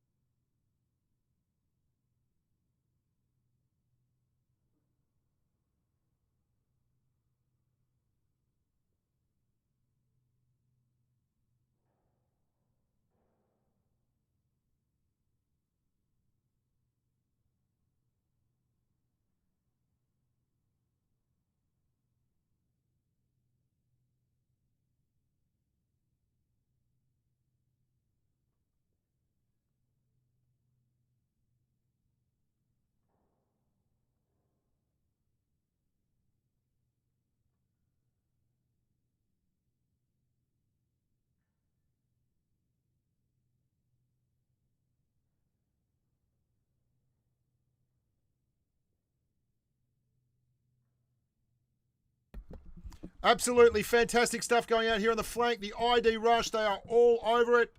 There is Scumbag Juju. They are hit point trading on that flank. They've got really good shots at Concept. Concept, they are trying to absolutely nut him. You can see Scumbag Juju is trading hit points. They've got Concept out of there. JJ Raids is on a reload. You can see the reload bars underneath the hit point bars. They have isolated Mike 8. Mike 8 is holding. The boys from Purple are hard pressing on the flank. The Amex 50 boy Maverick is just going across the top. And we're moving across now to look at the mouse in the house fight. We have two mouses from Purple. Oh no, the Purple mouse is still alive, but the E100 is down. Samuel is in there in the mouse from PRAMO. Oh, it's all going on that flank. It's the exact opposite of the other side. They've isolated there. They've just got to hold on. Scumbag Juju is up against Mike 8. Mike 8 on 296 hit points. Samuel on 2,048. The Dragon Don in the mouse is fighting hard under the cap on Fort Despair against B. Walker from Purple, who is just holding firm on 200, and he's down. And it is 3-on-3. What a fantastic game, which you're not seeing at the moment because I forgot to switch on the thing in time. But I'm watching it live on the Russian stream and calling it as such. And you can see Scumbag Juju pumping up down very, very hard on the far northern flank. They've cleared out Fishy. It's now Samuel and Dragon Den against Juju, and the goose goes down. Jeff, it is 2-on-2. Very, very even Stevens, but the boys from PRAMO have managed to secure the B cap. This is absolutely vital. Dragon Den is on 249 in the mouse. JJ Raids, he just needs to clear one tank here. Juju, oh, he's bounced a shot on Dragon. That would have been the killer. Another bounce on the mouse. The mouse is absolutely kicking today. 249 hit points, and he is still alive. To recap the situation, if you can't see it on the live stream, Samuel 749 and Dragon Den from PRAMO are alive. They have 1,593 hit points behind them, but Mouse, Dragon Den, Dragon only has 243 of them. 49. JJ Raids is moving up on Samuel. Scumbag Juju, he's looking for the shot. He's on the reload. Needs one more into Samuel and the mouse. JJ Raids is pressing. Juju bounces another one. Raids gets one in. Now they're definitely ahead on hit points. They need to clear this bloke from PRAMO. They haven't. Oh, this is so close. Juju's on 600. Both mouses. Oh, he's down. Samuel did a fantastic job holding. PRAMO is still up on hit points, but JJ Raids is going to go and just face hug his absolute... Oh, he's loving it. Look at it. Look at it. Here he comes. He's getting beside him and they win. Massive, massive win. Juju and JJ Raids taking it out there at the end. That was incredible stuff. And I'm going to switch back now live over here. Apologies to those watching on my channel. That was completely my fault. Thank you very, very much, Oscar, Alexander, for letting me have a look there at the Russian feed. I'm all good to go now. Now, that is best of 5, so it is 1-0 at the moment to the boys from Purple. They have swept all before them so far here, and they are looking very, very much in the ascendancy. Best of 5 victory conditions, and they are 1-0 up on Fort Despair. Very, very close game, that one. And we're going to have a look now. Just going to go to mute for 1 second while I sort this out.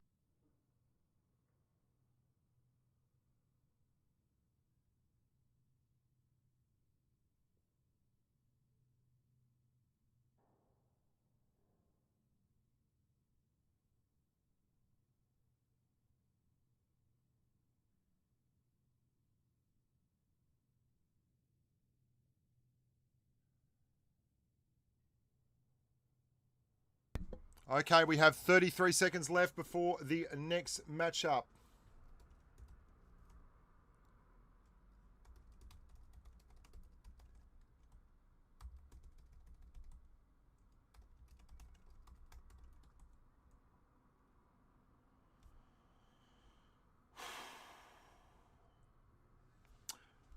10 seconds left now, and they're kicking off again.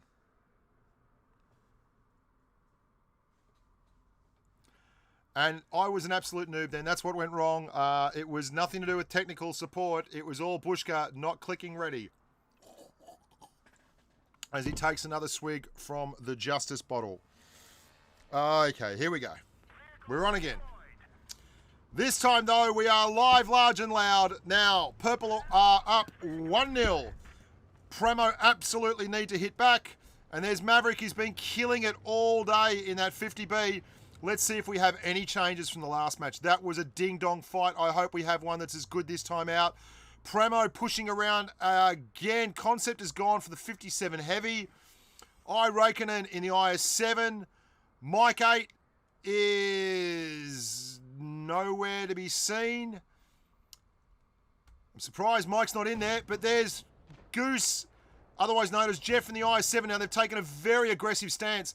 Both teams, only one person in the whole game is not spotted, and that is Fishy in the T57 Heavy. Maverick in the AMX 50B is pushing around here on the right-hand side. You can see he's been covering the top of that cap. Concept in the 57 Heavy took one back. Real fixed positions fighting this. Very tough map to get a cap on. Very tough map to get a cap on. You can see that all the caps are easily contested. The action is very tight. That corner is very even Stevens at the moment, and both sides are within a whistle of each other in terms of hit points. This is certainly more what we were expecting, not like the start of the last match. Jeff in the IS7. Oh, Maverick in big strife. Maverick's in strife here. He could be on Struggle Street. You can see the IS7 over there, Bob. No, we called him Frank, didn't we? Frank from the player who's got the very long name. Zafallen, Big Z, he's looking to cover Mav. Really good, solid effort there from the boys from PRAMO on the flank. They've still not taken any hit points off. And Juju's been forced to push up here to cover the AMX 50B of Maverick, who is fully reloaded with 2 left in the clip. Oh, we've got a man down. Maverick's gone. Maverick's gone. Great move there from PRAMO. Now the guys in the flank here, Juju is against Fishy and player JJ Raids in a little bit of strife, but then they managed to fight back. 1 tank each. KS in big strife in the E100. They're pushing up on him. They've gobbled. They've isolated him. And B Walker's in strife too here if he doesn't clear that T57 from Concept. Concept is on a reload, but he's out and he's in. Oh, he's gone. Massive stuff. 4 on 4. 4 on 5. Purple are still 1 tank to the good. Absolutely struggle street here. We've got 2 mouses. Lots of action there, but we're going to leave that one alone and come back over here to the flank. You can see that Goose is down, so it's back to 4 on 4, and Purple are way low on hit points. They have to clear a tank. JJ Raids, he's at the back. It's now 3 on 4. Prodigy is on 16 hit points. That mouse of B Walker is about to get flanked by Prodigy in the STB. He's spotted, but B Walker has no choice. He's going to take it. Can he put another shot in? It's a bounce. It's another bounce. He's cleared. 2 on 3. Prodigy 16 hit points. Samuel is out here holding. He's got Juju and JJ Raids. They have to press. They have to take a tank out here. It's 2 on 3. JJ Raids and Juju. Prodigy is just absolutely in all strife though. He's on 16 hit points. If they get him spotted, Juju's down. Here comes the mouse from Dragon Den. Dragon Don. He's going to use those hit points. He's got 907. He can take an average alpha roll from either of these guys. Juju's out. Dragon Don was pushing. JJ Raids, there are 2 one-shots there for him. The STB and the E100. But Prodigy is pushing up. He knows he's on a reload. Look at that left-hand side. He can't cover all the angles. Prodigy's got the time to put one easy one in. And it's a strike back for the boys from PRAMO. Really, really good gameplay there. Excellent work. Very, very exciting times. Let's have a look at the post-game stats. Very evenly matched. Even right to the end. These guys scrimmage against each other all the time, and you can see it was 3K from Scumbag Juju, 3K from the Big Dragon in the Mouse. but the E100 mouse combo on the inside fought them to a standstill. Absolutely brilliant stuff. I'm just going to take 30 seconds off. We are 1 minute 30 till the next game.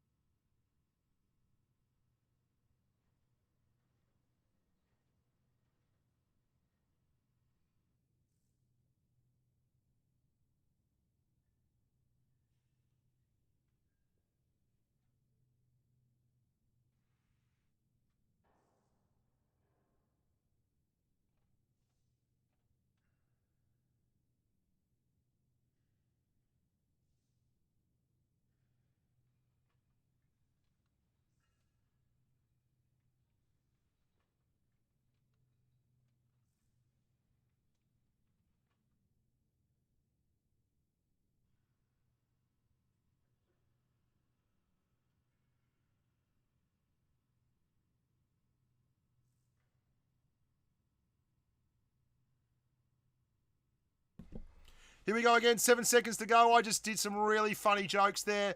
It was amazing, but yeah, the stream was on mute, so what can you say? And we're back at it again. Starting on the AMX 50B of the big man, Mav.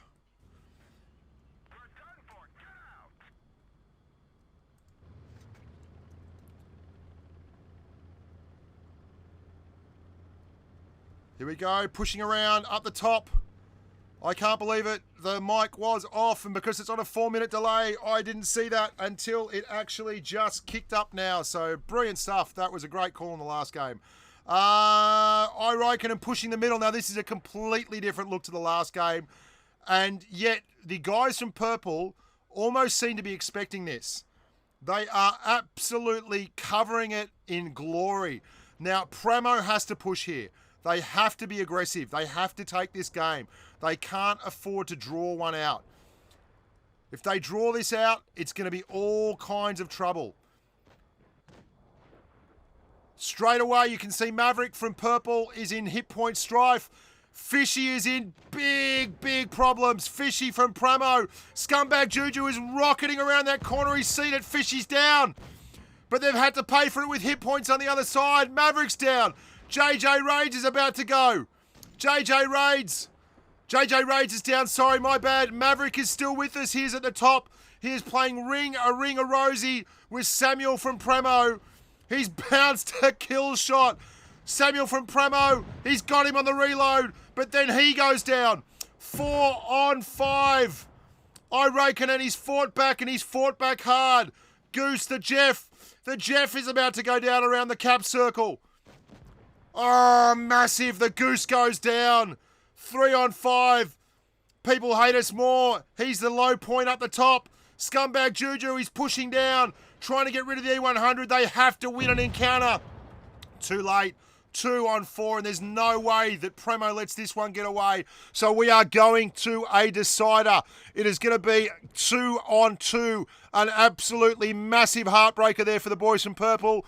But they knew this. They knew you'd have to win the game to actually walk through to the title round. No one gives you anything in the Twister Cup when it's these guys on NA. They are scrimmaging week in, week out. Scumbag Juju, he's angling the tank up as best he can. He's looking for that miracle, but they have to win 2 separate 2-on-1 encounters, and they just can't do it. Fishy went down first. He was the first man. They isolated up the top, but then they managed to hang on long enough for the boys at the bottom, Dragon Den and Frank, otherwise known as AKA The Player, to do the business, clean up the slate, and then come up the top and work over poor old Scumbag Juju right at the finish. There we go. So, absolutely brilliant stuff there. Lovely effort there from the guys from Primo. Fought back very hard. And I get to do my whole spiel now about the diversity of the game. You can see last round we had the IS-7s in the Descendancy and the M48 pattern of Zerf doing nearly 4,000 damage. This time out we have Concepts T57 Heavy pumping out 3,600 of the good stuff. We're back now and ready to go in the last decider.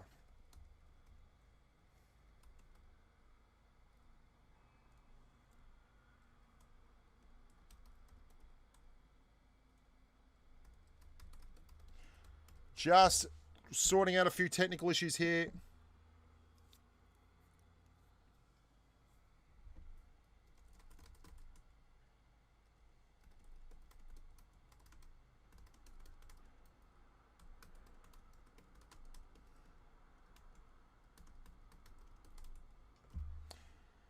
Righto, it's all sorted.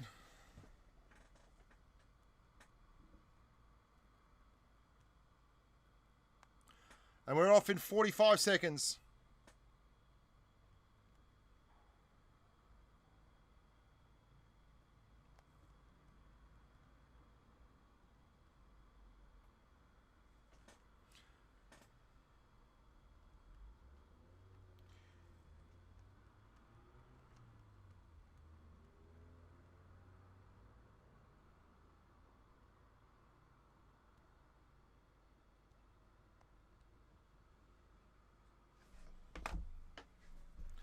We're about to go. 12 seconds left.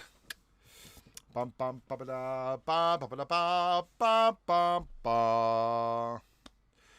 I know everyone tried to tell me that the mic was off for the third match of PRAMO Purple, but dead set, we're on a 4-minute delay. And unfortunately, in attempting to do too many things at once, I may have had on the iPhone headset instead of the gaming headset. So hats off, I didn't realise where I was. Now, big change here. We're back to the lovely Serene Canyon. Now, we saw Void v Purple here earlier. Definitely a outstanding strat. They're going right to the same one. M48 pattern from Zafallen is going to go to B. And the guys from PRAMO are running exactly the same thing, apart from the fact that we are seeing for the first time today a Bat Chatillon 25T, which is very, very exciting. Now, the Bat Chat, obviously the first T10 light tank, they are both running exactly the same strat. So let's look over this corner here and we're going to see who can manage to pull it off the most successfully. We've got the IS-7 and the 57 Heavy going head-to-head in the middle, and we have the Bat Chat and the M48 pattern. Up the top here, we have a bunch of IS-7s. Look at that, 4 IS-7s up the top for the boys from Purple, and we have the 57 Heavy, the 50B, and double IS-7 with the mouse kind of running interference at the back. You can see Dragon Eden there. Now, the Bat Chat is flanking around. This is a really interesting move. Oh, wow. That is absolutely interesting as it gets. The Bat Chat, this is brilliant. Look at this over here. Samuel's going to cap A. They've got to get a cap because they are a tank down already. Player's gone. We're about to lose Mike. Mike 8 is gone. They are 2 tanks down. And the Bat Chat, who is over there capping A, the guys from Purple in the middle have completely ignored the IS-7, who is Iraken, and he is basically out of the game, and they have gone massively isolated up the top with the guys from B offering covering fire. Dragon Eden, he is not going to pull this one out. They are smashing him. Oh, that was amazing. We're going to have a look at this one on the replay, but that was absolutely incredible because the isolation of the middle cap from B, the guys from Purple completely ignored the middle cap and just focused on doing damage on the guys in the far flank. And as the Bat Chat moved around from Samuel 7047, they just left him. They let him go. They absolutely let him cap A and thundered down the far flank. And that's it. Purple are going to walk away 3-2 winners in an incredibly hard-fought matchup against PRAMO. Just the best match we have seen so far. These guys scrimmage all the time. You saw that was right down to the wire. They absolutely had the same strats. They ran the same plays with just a slight variation. And that slight variation and the side of the map they were on, don't forget that, because the guys from Purple were really able to get up there and put shots across, and it wasn't nearly as easy for the guys from PRAMO to do that. To get shots across into the far flank, they would have had to expose themselves tremendously. Massive gameplay there. Really, really exciting. And we're going to have a little break here. We're going to put the placeholder up, and then we're going to have a look at the replay. And we're going to have a look at the replay feature.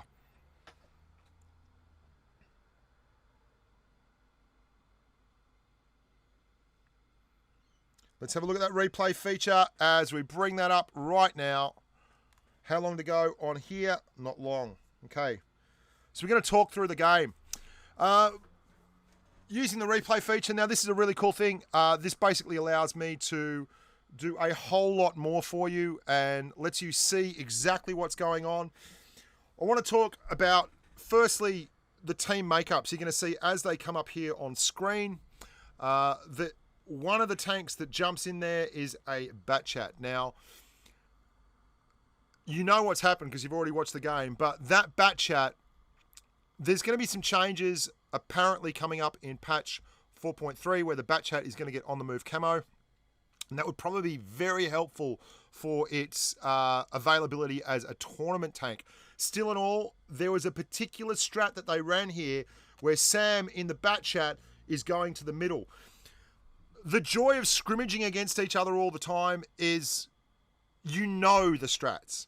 Both teams work very, very hard. They play against each other. They have interesting calls, and it goes towards making the margins of victory absolutely minuscule.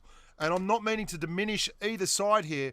I am just saying that both sides are so evenly matched that the margin of victory is literally coming down to individual engagements. And we might not get to see this at the finals of the Twister Cup because those teams are going to be coming into this a lot colder. They won't have the experience of playing against each other.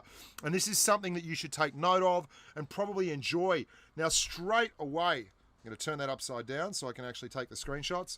We can see what's happening here. Look at this. This whole area here at ACAP is completely untouched because the boys from PRAMO and the boys from PURPL are running a strat that ignores that and goes straight here to the C cap. And we can see straight away, look at all the players from both sides. 5 tanks, in fact, from both sides are going for the C cap. And we have 2 tanks from both sides going for B. And that is going to be the engagement that gets really interesting for me. Let's continue on here as we look at the rest of the replay. Now, that's not to say that the guys in purple didn't have a slight advantage. I do think that that side of the map probably has slightly better cover getting up here. They didn't take any damage getting there, but you can see that the IS-7 of player did take a big hit. He's on 1500. Mike 8 on 1700 and Concept in the 50 heavy on 1746. This is where it's interesting, really interesting. Right about now is the big move. If we go to the mini-map, you can see that the A cap is vacant right here. I'm going to get rid of that black because it's very, very hard to tell. The A cap is vacant, and the bat chat is going to move around here towards that A cap. Up here, all the heavy tanks are basically in a holding pattern because the red tanks of the boys from the purple clan have already managed to cap C. So there is no choice here for Sam. He has to move to A. Why does he have to move to A? Because if they don't move to A, you can see they are going to lose this. They're going to lose it on a cap, and they have to get cap points. The other guys from PRAMO are in strife now because the boys from purple, there is only 1 tank on there holding them, and they are able to move up very, very consistently and put side shots in. And let's have a look at that screenshot right there. That'll tell the story. They are able to put side shots in across here from over in this cap circle because there is no one covering them. There is no one covering that cap circle. There is just the one IS-7 in this cap circle, and that is, I think that is, yeah, Iraikkonen there in the IS-7. He is in that cap circle. He is certainly not enough to deter these guys. So that means these poor buggers from PRAMO are in all sorts. They are getting fired on from both the front and from the side, and that is absolutely the reason that they are getting rolled up top. And the guys from purple are 100% aggressive. You can see Samuel has capped out the A cap there, and they have got a cap, but both, oh, this is gorgeous. That is absolutely gorgeous. Look at the view. Look at the view for the boys from purple. The M48 and the IS-7 at that cap. They are able to shoot straight into that area there. Very, very upsetting for the poor old guys from PRAMO. They couldn't defend. They couldn't angle up to 7 tanks at once. And that's, in essence, exactly what happened. There were 7 tanks on these 5 guys over here. And once one fell, it became 7 on 4. And even though Sam would have got the call to go and cap A, at the end of the day, they were able to then clean up and move straight across and make the most of that big, big cap point advantage. Just goes to show that 1 cap is all it takes. Getting to that C cap first, it may well have been a feature of the map that the IS-7s could get there before the IS-7s for the boys from PRAMO. I guess we'll never know. What we do know is that purple are winners 3-2 in the hardest fought contest we have seen yet. The second round was a technical knockout where it was 2 games won, and the Primo boys there, Red Chin, got screwed over basically by a technical issue where they lost the second game for a technical disqualification, and ended up losing that one 3-0 overall, including that. But that was just a great game all round. Really enjoyed it. Excellent tournament tanking. Very, very hard to walk away from that one. Anything but excited. And as I mentioned, that is not going to be the way that things happen in New York, not New York, in the Twister Cup final in Minsk, because obviously in Minsk, you're going to have people that have never played against each other, or at least haven't played against each other for a year, and that will be very, very different. Those guys had the exact same strat. They just had different tanks and different map locations. And that, in the end, was exactly what counted the most. Now, I'm going to take a short break here, have a chat to the people on YouTube in the YouTube chat, and then be right back with more Tanking Justice, live, large and loud, from the North American Twister Cup preliminaries.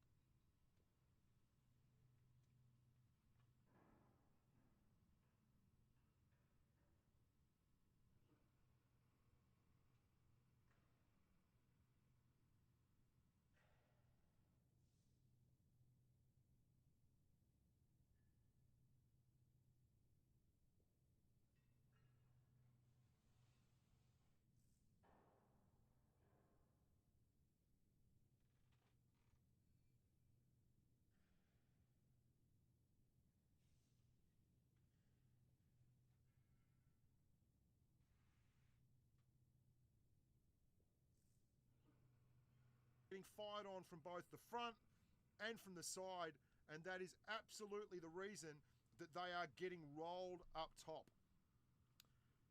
And the guys from Purple are 100% aggressive. You can see Samuel has capped out the A cap there, and they have got a cap, but both, oh, this is gorgeous. That is absolutely gorgeous. Look at the view. Look at the view for the boys from Purple. The M48 and the IS7 at that cap. They are able to shoot straight into that area there. Very, very upsetting for the poor old guys from PRAMO. They couldn't defend. They couldn't angle up to 7 tanks at once. And that's in essence exactly what happened. There were 7 tanks on these 5 guys over here. And once one fell, it became 7 on 4. And even though Sam would have got the call to go on cap A, at the end of the day, they were able to then clean up and move straight across and make the most of that big, big cap point advantage. Just goes to show that one cap is all it takes. Getting to that C cap first, it may well have been a feature of the map that the IS7s could get there before the IS7s for the boys from PRAMO.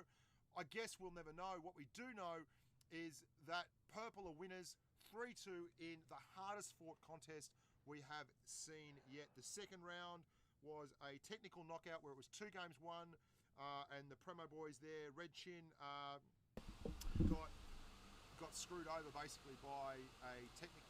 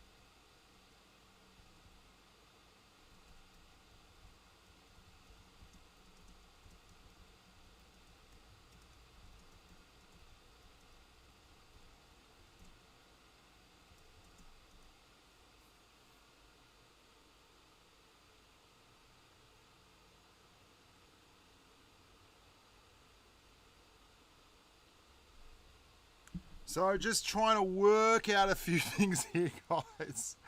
I'm being told that it wasn't a technical loss in the second game. My good mate Jeff, no, Goose, otherwise known as Goose, you're a dangerous maverick, tells me that it was not, in fact, a technical knockout. It was a 3-zip win. So I don't know how we missed it. Like, I was in the room, I had ready going and everything. So, you know, we'll find out, I guess.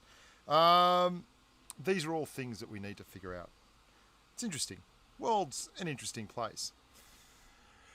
And spare a thought for the guys competing. This is pretty hectic for them. I mean, obviously, there's a lot going on in the world, but for these guys, they've been training for this for quite some time, and they're all pretty cool people. Let's have another round of opening the containers. There we go. Let's purchase a big container. How do we go? What do we got? Oh, 50,000 credits. Let's purchase a huge container. Here we go. What are we going to get? More boosters. Where's my free tank? Where's my free tank? Oh, thanks very much for the donation on stream, Stinky Fruit Rollouts. My son, Quickie Baby, doesn't have these issues when he streams. Maybe ask him for twips. Yeah, absolutely. Absolutely, I will. So there's a lot going on here, guys. I'm glad you're liking the streams. I'm glad you're enjoying the breakdowns and just figuring out exactly what's going on to who, where, why, and what.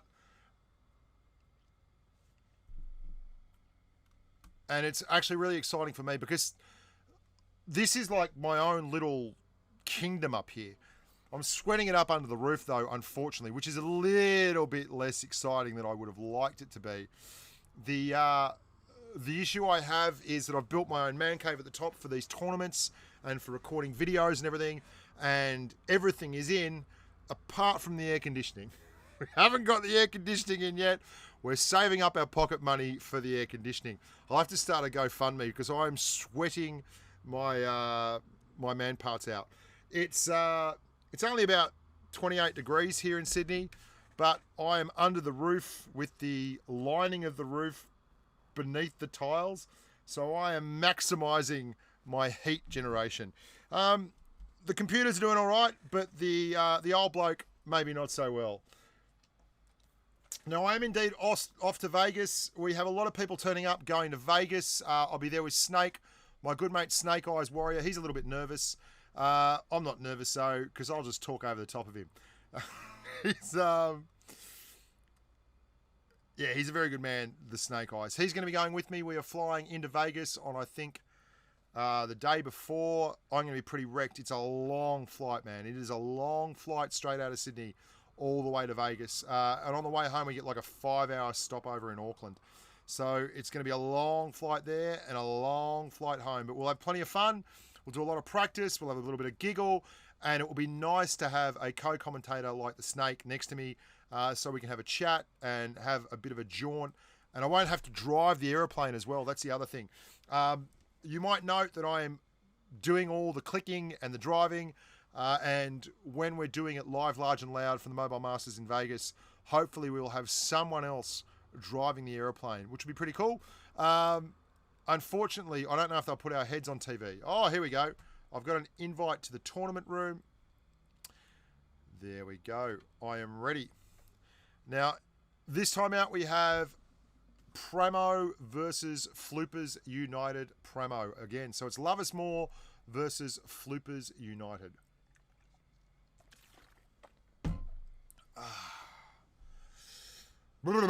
Here we go. Now, I'm very, very worried about that, in fact. The fact that in Las Vegas and maybe the Twister Cup, that they're going to have our heads on the screen while we commentate. I mean, Maxie's a better looking bloke than me. In Russia, they just call him the Beautiful Bear. He's a former sniper in the Russian army. Okay, we're ready to go. Going to switch us over to the Twister NA screen here. 4 minutes to go. I'm going to count you in with this. Going to spend a bit of time talking about life, love, the pursuit of happiness, all those things. Not sure how many people we got watching the stream at the moment, but it's been a lot of fun regardless. And I got to say, it'd be very nice if everyone could just behave themselves in the stream, be nice to each other. There's enough salt already in the world to go around. Oh, there we go. Fui is in the Tog 2, in the hot tog. Hot toggity tog, McToggerson. Just put you on mute there for 1 second.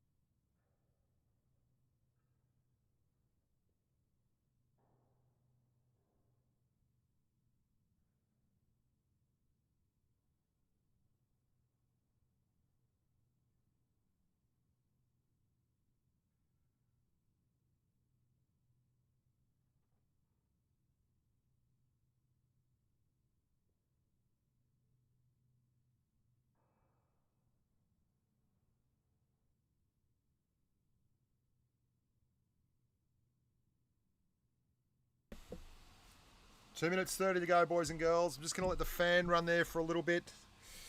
I know you can't see anything.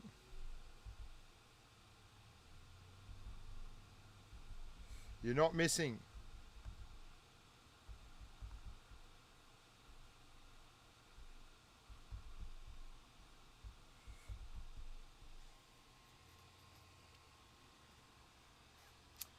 One minute 53.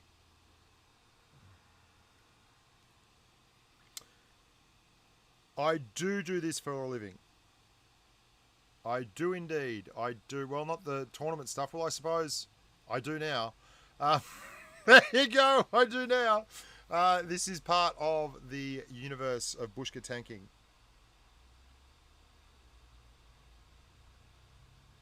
Floopers versus LoveUsMore. Now that'll be kicking off in 1 minute and 20 seconds.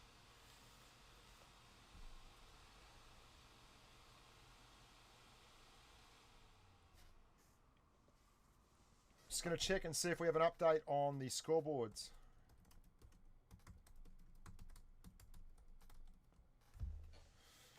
One minute go. There's your 1 minute warning, fellas. Smoke them if you got them. Light them and dye them. Spot them and got them. Still some more tanking to go here, boys and girls. You are going to see a face reveal of Snake Eyes when we do the Mobile Masters in Vegas. I'm also going to hopefully do some podcasts and have a chat to a few of the guys out there. I think it's really good to meet some of the faces behind the tanks because obviously these guys train pretty hard. I'd like to raise the profile, if at all possible, of all the guys who are in the Twister Cup because, you know, we need some heroes. And if your hero's a 44-year-old Aussie bloke tanking, you're doing it wrong. And I can run 65%. These boys can run a lot higher than that. Here we go. 8 seconds left. We're about to kick. And we are away. Getting ready to drive the Big Bird. And this is the first time today that we are going to see the Desert Sands map. And we are starting with another AMX 50B. I changed my name to this. He changed his name from I changed my name to that to I changed my name to this. Now let's see where they set off at the start. Well, this is just like a public match. All the boys from Red PRAMO are going to the town. And no, we have... Well, this is a really, really interesting thing. These guys want to cross that, but you can see the IS-7 there from Quiet has pushed up hard and has stopped them from going out sideways, and it's stuck Sunbummy from Sunbumai from getting out. So we've got 6 blues out and 1 blue PRAMO in. Is he going to get away with it? Oh, he got flogged. Got flogged getting across the railway tracks. And the STB one, whoops, swallowed a fly. The STB one from Paradox has managed to get in without any damage at all. Now, this is pretty important, because they are absolutely on opposite sides of the world, but there are 2 caps over there in the red teams and 1 cap over there for the blue team. So the red team can quite literally pull back here, stay hidden, look for opportunities, keep them spotted, and win this on a cap. And you're going to see at some point in time, the boys from the big blue promos are going to have to force the issue and move across here. There's no way around it. They can't win this on a cap. They're going to lose this on a cap if they don't get it done. So let's see what happens here.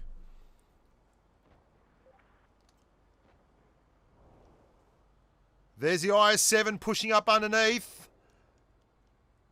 They are moving around the top of the map. We have the M48 and the IS-7 at the top. Pandageddon.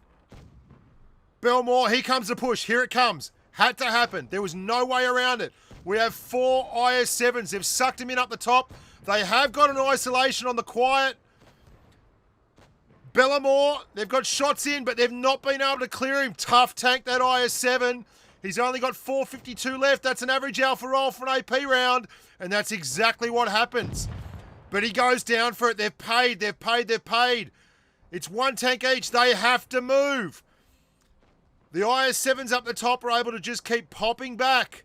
They don't have to force anything. There's another one down. And this is where the cap point build has really come into it. FedEx man Tom at the top. He is pushing across. They are 955. If they get another kill, the red Primo boys will win this. Pandageddon has to live. Don't die. It's down and it's out. Pandageddon gone. Can't be helped. Had to be done.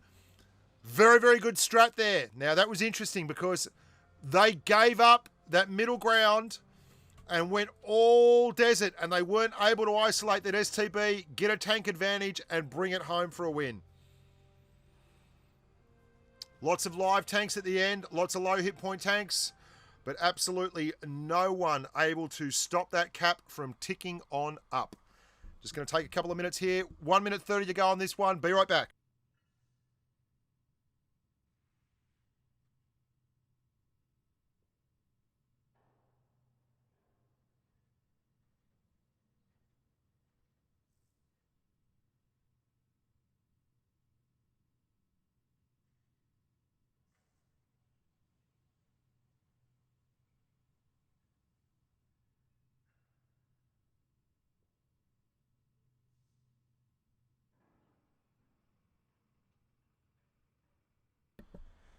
I am legitimately going to start a tip jar for air conditioning.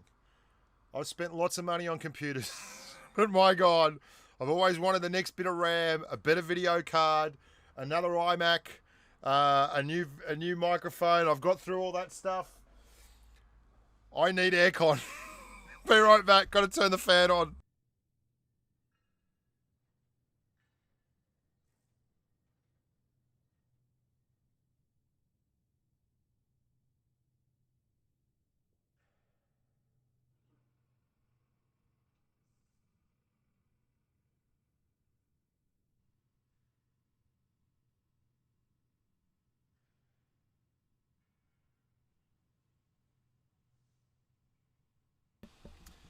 Here we go, guys. Only 6 seconds to go.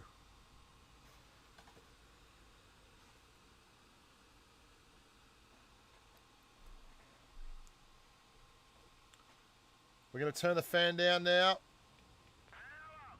But just keep it on a very dull roar over there. Hopefully it won't interfere too much with the sound quality. Ahoy, says Fui. Hi, Bushka, says E Crimson Chin. Hi, says Big Papa Bender. G'day, boys. Thanks for having me on board as you make your tilt at joy, happiness, and total justice here in the North American Twister Cup qualifiers. Now, we have 2 out left. They're going to do it this time. They're absolutely pushing hard down that flank, trying to catch Paradox. But Paradox is the only one out here. Fui and Grill looking up the back. Floopers United in the red. Floopers United. Oh, look. This is a very, very sad panda here. Sun Boomai is in Licorice All Sorts. He is the first man of the 2018 Twister Cup to be in absolute Licorice All Sorts, but he shouldn't feel too bad because the second bloke in Licorice All Sorts is right there. Paradox in the STB1. He's trying to get across. Is he going to make it? Paradox! Paradox is gone. He's gone as well. So it's one tank all. But in an absolute surprise to no one, the cap circles are all red. Are they going to wait? No, they're not mucking around. They're going to push hard, much earlier than last time. Quiet again, and they're pushing at the top as well. Oh, they're not spotted. FedEx Tom is not spotted up there in the M48. Neither is player 7284 or Fred. We'll call him Fred. Not spotted. Two not spotted tanks pushing around the flank. Quiet is very low, so is the Crimson. That IS-7 at the back is just firing on the reload. I don't know how far away he is, but he is still not spotted, and he is having a field day. An absolute field day. This is very, very different. He's losing targets, not many left now. The boys down the bottom are going to have to withdraw because Tiger 7, Tigray, is very low on hit points. Quiet. How is Quiet still alive? They take Tigray out. 3 tanks down on the right-hand flank. The blue boys are 3. The red boys are 4. It's Pramo and Pramo. Brother against brother. Sister against sister. Love Machine versus Love Machine. The grill's been isolated. Oh, big, big swing there. That could have been anything. 870 for the good boys. That was just, it looked for a second like blue was absolutely in the ascendancy. But the grill managed to kill FedEx man. Tom smashed him. And it's now 2 on 4. Crimson in the battle hardened is giggling away merrily. Great spirit here. And it's going to come down to Frank. 7284 3742 372 is the last man to depart the field of battle from the right-hand flank. Thank you very much. Hi, Bushka. Hey, A7XO. Good to see you here too, mate. Lovely boys. Oh, aren't they polite? Let's have a look at that. You can see FedEx now. The IS-7 was unspotted, but he wasn't able to get a lot of shots in, which is unfortunate. He was pumping, but not pumping hard enough. FedEx moved around the flank, and he did put 2K in. Very, very solid move. I wonder if they'll try it again. So, Floopers United go town. They break the mold of the public server engagement, which is always go the flank, go the desert, go the desert, go the desert. They did take out Paradox, but Sunbum got stuck in town. If he had managed to get out, would have been a lot better off, and they would have been a tank up. Going to go quiet here for just a minute.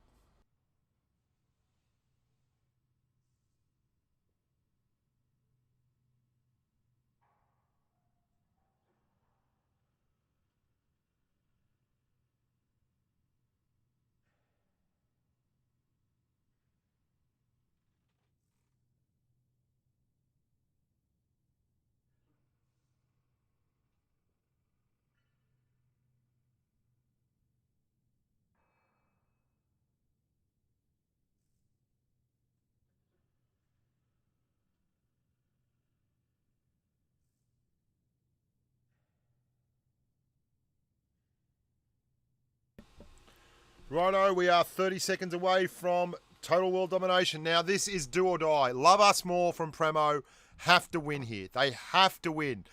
Come on, boys. Get on up and get going. Floopers United, 2-zip. Very, very different map this time, though. We are on Castilla.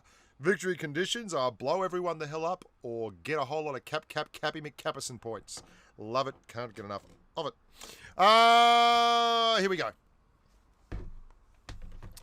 Cue the emotional music. All right.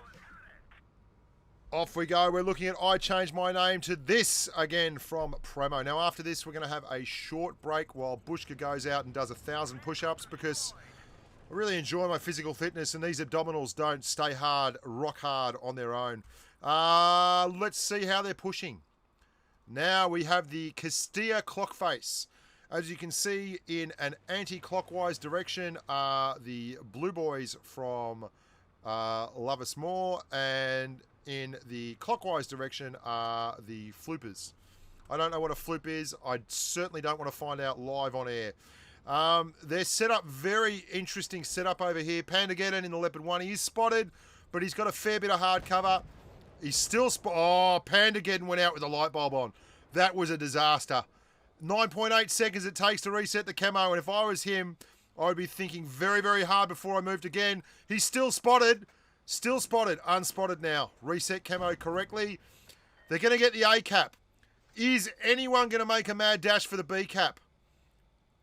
Pandageddon spotted. They're waiting there for him. You can see it just whistling in. Who's spotting? I'm thinking it's the Battle Hardened of the Crimson Chin. It is indeed the Crimson Chin. There's FedEx Tom. He's all set up. Looking for love in all the wrong places. Still unspotted. That's the joy of getting good teammates. They're spotting for him. Pandageddon, the Leopard, is crossing like ships in the night with Bellamar 73. I hope that's his birth date, because Bellamar 73, I'm 44 years of age, born in 1973, and I'd love to think that there are people out there doing the business at that age as well. Look at Paradox.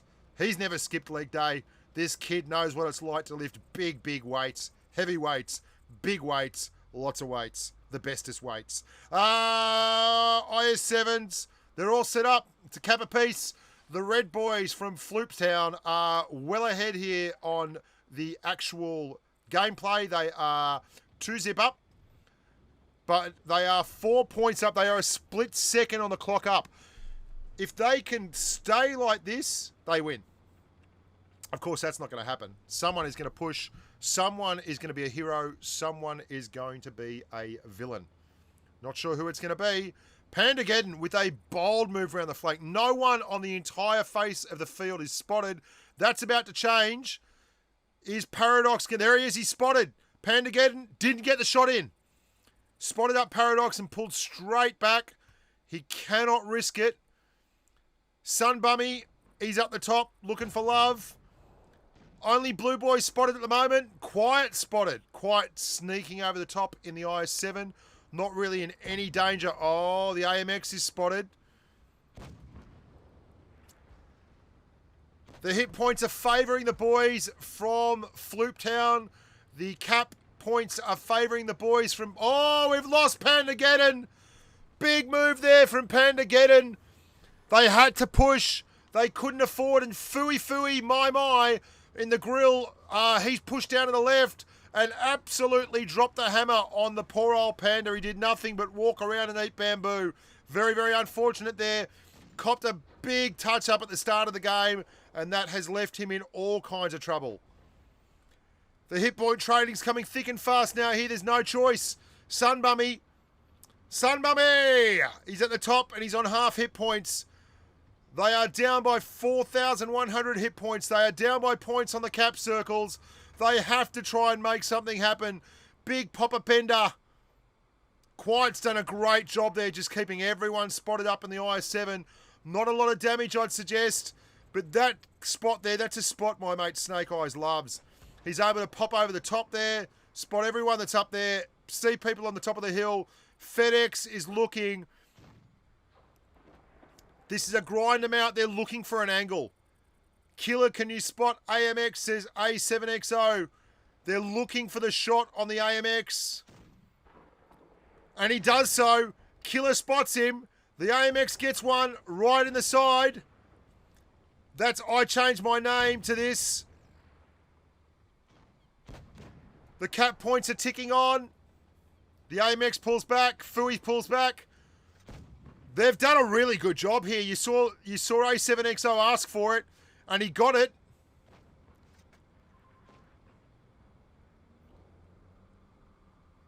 He was actually asking for the AMX's Sunmummy to get spotted, and he is spotted. So that was a bit confusing. The chat from Killer was in blue, but he's actually got a red hit point bar. Might want to look at that in the technical side of things after we wash this up and do the accounting at the end. Sunmummy... In real strife, they got no choice. They can't afford to get killed. The next kill is going to put them very, very close to the hard cap. 1:48 left. They need a kill. The boys from Floopy are doing very, very well here. They got just ahead on cap points and forced the issue, and that's it. 9:28, 4 on 7. I can't see them coming back from here. They have to get the next kill, and they have to do it in the next 1 minute 30 seconds. They're going for a cap just to slow down the path. Fui's very low. The grill's very low. Where the hell did that come from? That's from the other side of the map. Uh-oh, things looking tough here. 169 hit points on FedEx Tom. And that's it. They do the business. Absolutely finishing it off in a very, very clinical fashion. Well done, boys, from both sides. That last one, both games, in fact, were very, very good examples of building cap pressure and using that built cap pressure to stress and strain an enemy to the absolute breaking point. And you can see there, Pandageddon trying to reset that cap in the beginning. Really, really tough stickers. I'd be interested to see who got all the spotting damage there from the boys from the Floopy United. There you go, the Crimson Chin, 1,594 spotting damage. Well done, that man. 1,594, very, very solid. Excellent work, everyone. Let's go and have a look at the tournament stats now. Loading up the current, the Blitz qualifiers. Let's go to the chart. I can't see anything. Can't see anything.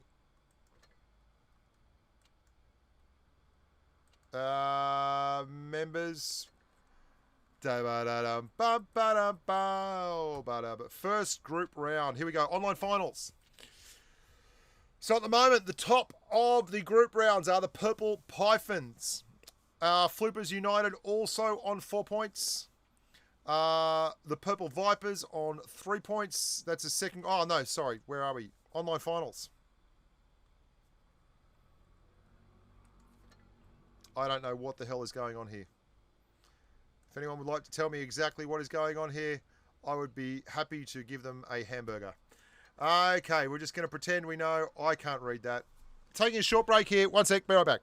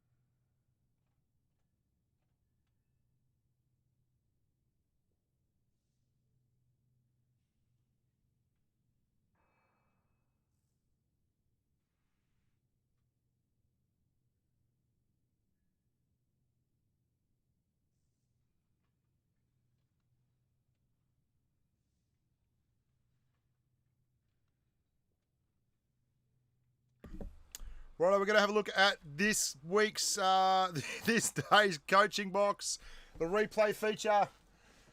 Here we go. Having a look now at the, let's get rid of that chat so we don't see any of the salt that flies around in there. Straight away, you can see that both teams are waltzing in opposite directions. The PRAMO team on the left, the Floopers, are taking probably the most important move of the entire game. And let's stop that right there. This is great. Absolutely brilliant. Quiet right there and the Crimson Chin. This spot where Quiet is moving to is excellent because it allows him to see all the way down there towards the spawn area, and it allows him to also see when he pokes up to anyone silly enough to be on the hill just there, or unlucky enough rather, not silly enough. Everyone here can play very well. That's going to mean that the Crimson Chin can get in here and cap in the cap circle. Why is that important? Because it's going to build cap pressure, and it's going to stop Pandageddon from actually sticking there and resetting that cap again and again and again. And you're going to see that Pandageddon is now spotted. He's moved up there and he's behind hard cover, but he moves out to get shots in and reset cap, and they have done it. Oh, we're not. That's no good. That's no good to us. Bugger off that one. Looking for the right spot. That'll do. Just Jim Dandy. Excellent stuff. Now, this is great, isn't it? The new iOS 11 markup. Love it. Pandageddon is the hero of this story. He is a bamboo-loving machine of death and justice. He farms noobs all day long. He gets out there. He's purple win rate as they come. But unfortunately, so is everyone else over here. And what's going on now is Crimson Chin is getting an awful lot of support. He is getting a huge amount of support. And that's really important to note, because he has this IS-7 here who can shoot that rock there. Quiet is looking down there, and he's poking his head up every once in a while. And you can see that's why Quiet is spotted. If you look over here at the spotting area, you'll see that his light bulb is on, and that's the light bulbs that go off there and there. And he's able to spot all that area down there. And AMX50B, that is up the top here, is able to put shots straight across here into the Leopard. So is this T110E4. And that's really where the game is lost. This is the key engagement of the game. Because after this, these guys managed to get ahead by the narrowest of margins. The absolute narrowest of margins. If you look at when they cap them, the C cap is turning red and the A cap is turning blue. And they get there like a split second before, because poor old Pandageddon, who is trying to stop them from capping that C cap, he quite simply can't do it. If he moves out, he's going to get spotted. The grill doesn't have the shot. He can't quite see the Crimson Chin. And that difference right there means all the pressure is on the poor old boys from LoveUsMore, because they now are behind by like 4 points. They are going to lose this game by 4 points unless they get the B cap or they push right up and do something. And you're going to see that gradual attrition, just gradual attrition the whole time. And it's really, really important to be able to make sure that you can get on top in that cap point stakes. Even in a normal supremacy game, in a public match, having that gradual attrition, forcing the pressure onto the enemy is really, really important. And then we end up in this situation where it's going to be very much fixed positions for the boys from the red team. You have both the IS-7s on the right-hand side here. They are covering that whole area there. Anyone that wants to push up and come up from below and get shots across down that way is going to get spotted immediately by these two IS-7s. Anyone that wants to do the same down here and get shots in from there, or the hill that is over here behind the hit circles and down there, is going to get spotted straight away by this IS-7 here, Killer. Killer and that effective field placement is taking all that off the table. That whole section there of the map is now off the table. And that means that it's just incredibly tough for these guys on the blue team to affect any kind of change.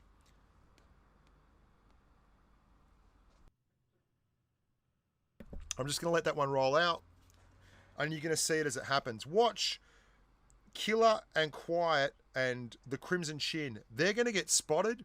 When the light bulb goes off on those guys, watch the guys in the blue team. It's going to go off on someone on the blue team as well. Like you'll see, Pandageddon's light bulb goes off and Paradox's light bulb goes off at the same time. And that's really, really important. Sun Bunny's light bulb has just gone off. That's another reason why they use the STB1 here, guys. The STB1 has an exceptionally long view range. And that allows the STB1 to leverage some tremendous view range. You're looking at a base view range on the STB1 after you put, sorry, not a base view range, after you put your improved fuel, your white rice, and your onigiri on it, and then you buy yourself some optics. You're able to get the view range out to 314 meters. Now, what that means is it's very, very difficult to sneak up on on anyone at 314 meters. Now, I'm just going to check here. Am I, in fact, getting an invite to a tournament? I don't have any invite to any tournaments at the moment. 1 second, be right back.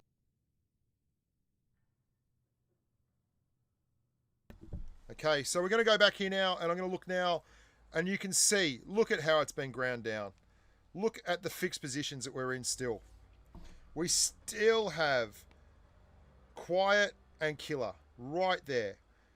All these boys over here, and I know this is a bit blurry, but bear with me. All these boys over here have been in these positions for pretty much the entire match. They've held these spots there. They've held that C cap, and they've been up by 4 points from the start, and that has just ticked on and on and on. And they've managed to cause severe, not just distress in terms of cap points, but if we look at the top of the screen there, you'll see the hit point pools just go flying off the charts. It's absolutely devastating. That hit point pool has gone down and down and down, and even though they are only up by 1 tank, they are up by 4,000 hit points.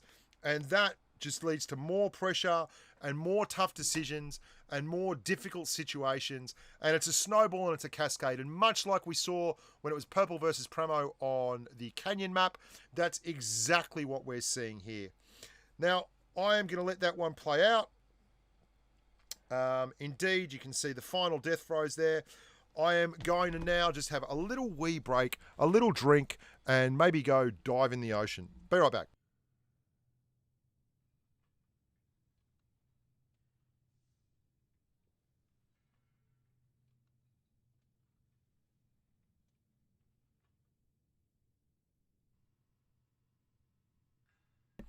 Thank you so much, Wedge AC, by the way, for contributing $10 dues to the air conditioning tip jar starter.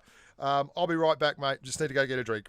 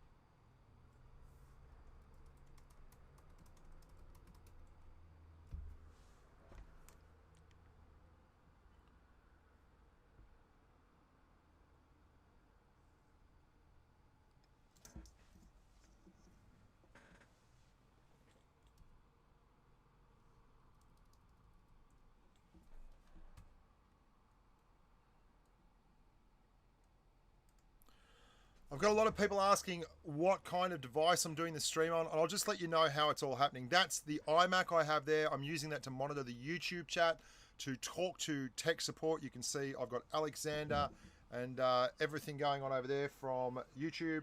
This is the iMac, the latest version of the iMac. This is the 4.2 gigahertz, the i7 core and the Radeon graphics card. I'm using that with OBS to actually stream and switch between scenes. There you can see I'm switching scenes between the team names, the waiting screen, and the recording feature.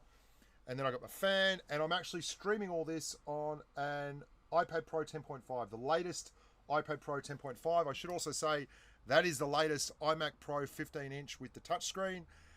So, yeah, this is a fairly large investment in life for me. And make no mistake, like, this is giving off a lot of heat. And I'm sitting here And the silver stuff that you can see is the interior lining I've put in the attic space. And that allows me to have a space away from the rest of the humans where I can actually have a chat, have a giggle, liaise with you, the wonderful people you are, and move onwards and upwards from there. What it doesn't allow me to do is not sweat my nuts out. Excuse the language. Sorry about that. That was, can we do something about that? So yeah, that's exactly what's going on. And that's why I was saying I need air conditioning. And that is exactly how the stream is going. It is not that you are seeing a poor device. The iPad Pro 10.5 is the best iPad money can buy right now. And I'm using the iPen for the touchscreen stuff. The reason it is coming up odd is because to do the instant replays, I'm actually streaming. I'm watching the stream live on my iPad. So I'm then moving everything around on my iPad. So you're watching me stream to YouTube, and then you're watching me watch my own stream of YouTube on YouTube using an Apple Pen. It's like Inception, except I'm a lot better looking than Leonardo DiCaprio with a lot less tummy. I feel that my abdominals are right up to scratch, and, you know, Leo's just some kind of sexual tyrannosaurus. I'm not drunk. I may be suffering from heat exhaustion. Just so you know exactly what's going on there. Now I'm going to take a quick break and be right back with you in a moment.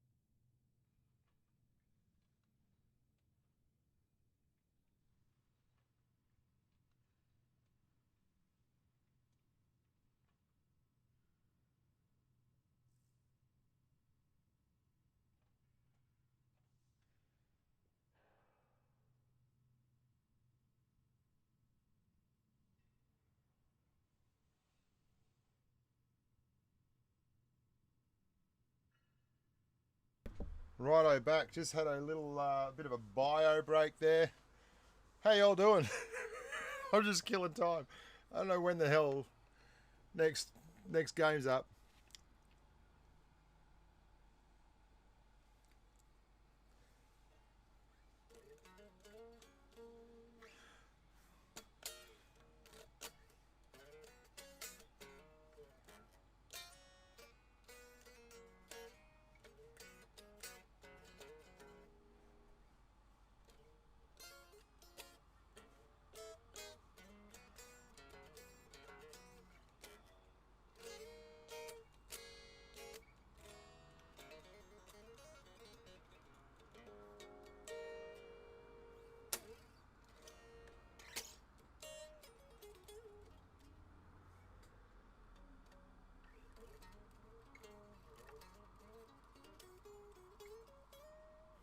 Oh, shit. Oh, yeah, sorry. Oh, God.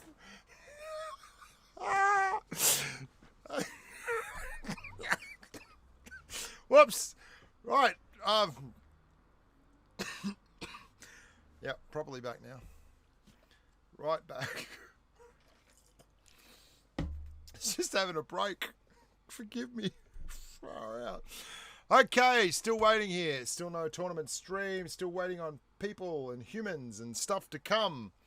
Stuff will be coming with the stuff. How y'all doing? Did I just say IS7 core instead of i7 core? Oh man, I must be feeling it. Yeah, I don't drink. Actually, I don't. No, I don't drink at all. I haven't had a drink in, like, I don't know, a long, long time. Years and years and years.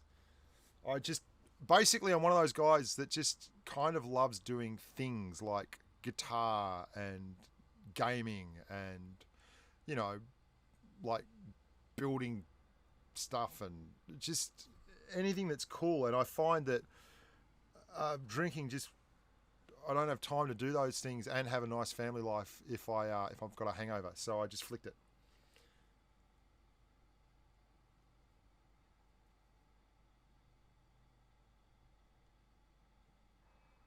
If you like pina coladas.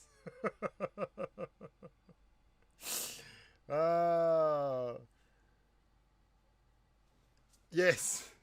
So, as JC Ware will tell you, I hope you enjoyed that little look around my office. I'm just going to have a look at see who's online, what's going on. If you like pina coladas.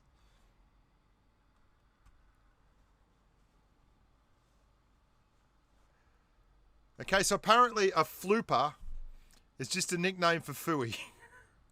Okay, in case you were wondering, it's a nickname for Fooey because people used to accidentally stuff up his name and called him Foopy, and his team eventually became the Floopers and then the Floopers.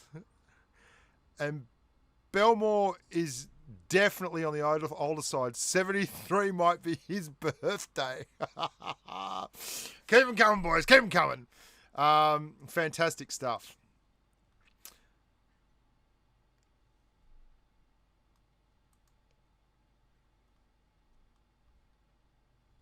Sorry, I didn't realize that the mic was on. The crash you heard was me crashing the trapdoor for the attic back down. My wife's had me up here for the past 3.5 weeks. I'm not allowed to go out, and she's out at the moment, so she doesn't know that I've left. She thinks I'm stuck up there. Ah, dearie me.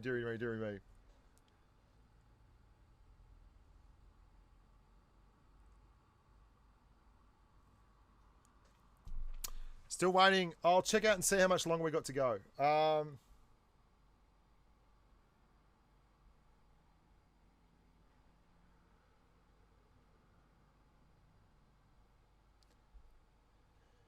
Talking to my man in Minsk, the great redoubtable Alexander, my good buddy from Wargaming. Alexander is running the Russian stream. He's running a stream direct to the World of Tanks Blitz webpage. I don't know how many people are watching on that one, but we've certainly got plenty of people watching here on the Bushcron Blitz stream, which is good fun. And I'm really enjoying doing this. It's a complete change up. We're going to be doing the Asia Twister Cup very, very soon as well. Those streams are up on channel. You can catch them and find out when they're on. There's links all over the place, in fact.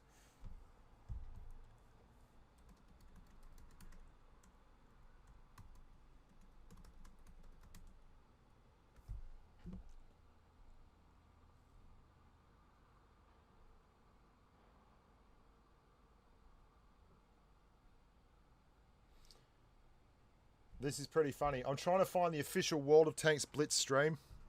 And I can't find the official World of Tanks Blitz YouTube page because there's some clown called Bushka who's got about 3 million videos, and he keeps popping in the Google search.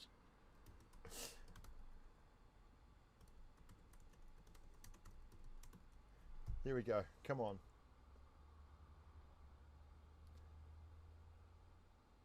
If you like pina coladas and getting caught in the rain, bow, bow, bow.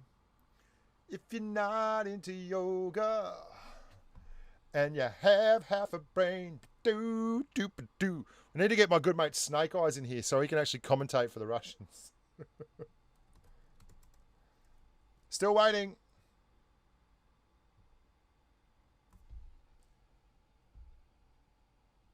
If you like making love in summertime.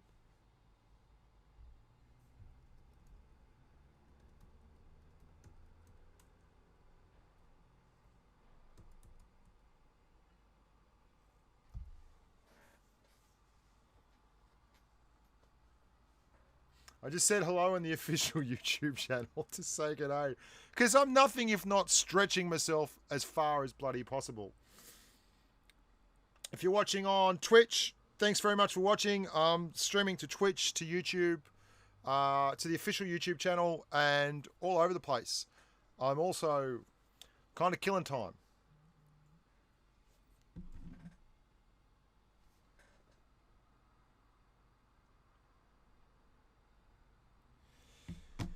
Ba-bum-ba-dum, ba-bum-bum. Ba-dum-bum, ba-dum-bum. She complicated, left me in blue so my heart. Where we are. There we are. Okay, so I've opened another social media channel because I don't have enough going on already.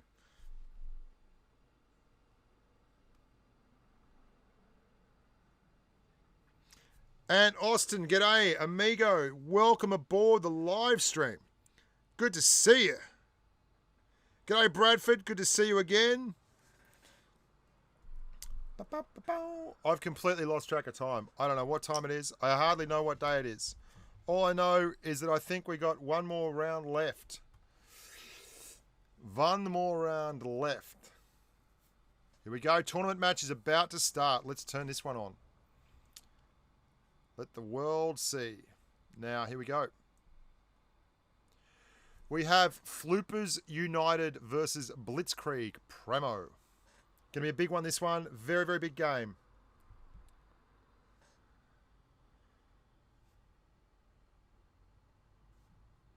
I changed my name to this. The Crimson Chin, Paradox, Quiet. They're all here. All the stars, the luminaries. They're here, loving life and living. How are they living, fellas? They're living large. Like a tiger. Sorry about playing Little Wing on the guitar at you before. I honestly didn't realise I had the mic open. That's why you heard the crashing and everything like that.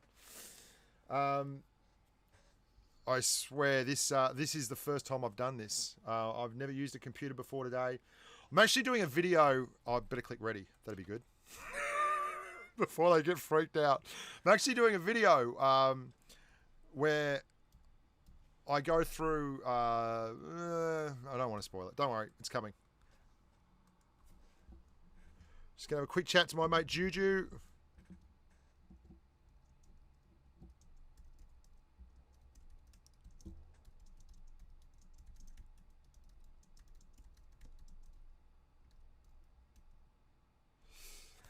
And figure out exactly what's going down.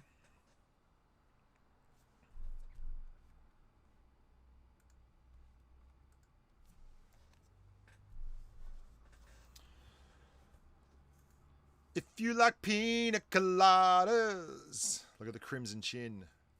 He's not locked the keys to the Volvo in the car park this time. He doesn't drive a Volvo. He drives a Ferrari. Bushka, get it right.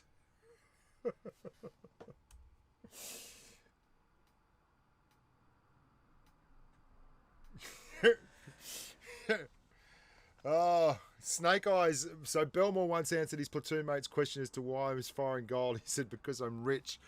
Snake Eyes used to play, and he would fire gold and nothing but gold in the T-54 for hours with me. and then we'd have to go and play IS6s for an hour when we finished. It was like the cool down in an Olympic event. You know, you run the 400 meters and then you go out to the track in the middle and you run a couple of 100-meter wind sprints just to cool down, because he never had enough money left in the account. For a bloke who spent so much on gold, he certainly ran very, very close to the wire.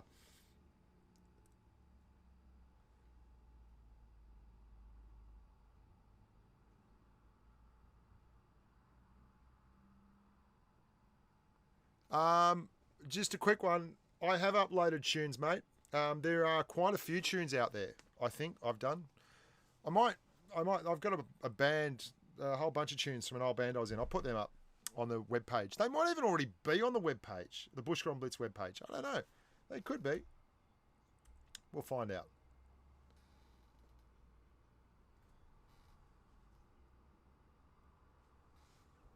Came over here to like the stream and I forgot to like it. There we go, I've liked it.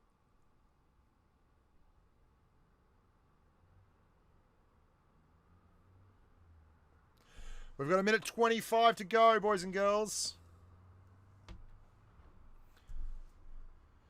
We've got Blitzkrieg, Primo versus Floopers. Fooey, team captain and spiritual leader. He's a maniac on the dance floor.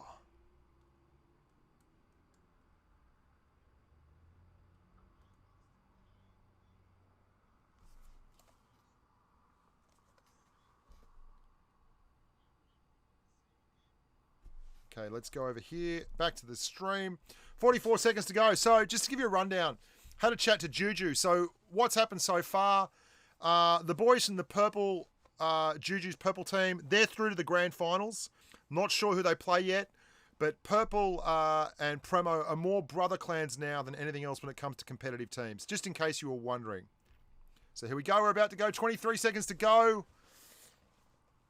I want to reiterate, guys, it is not an accident that there are so many Primo and purple players here. It is because they have shown an unusual dedication to the tournament gameplay.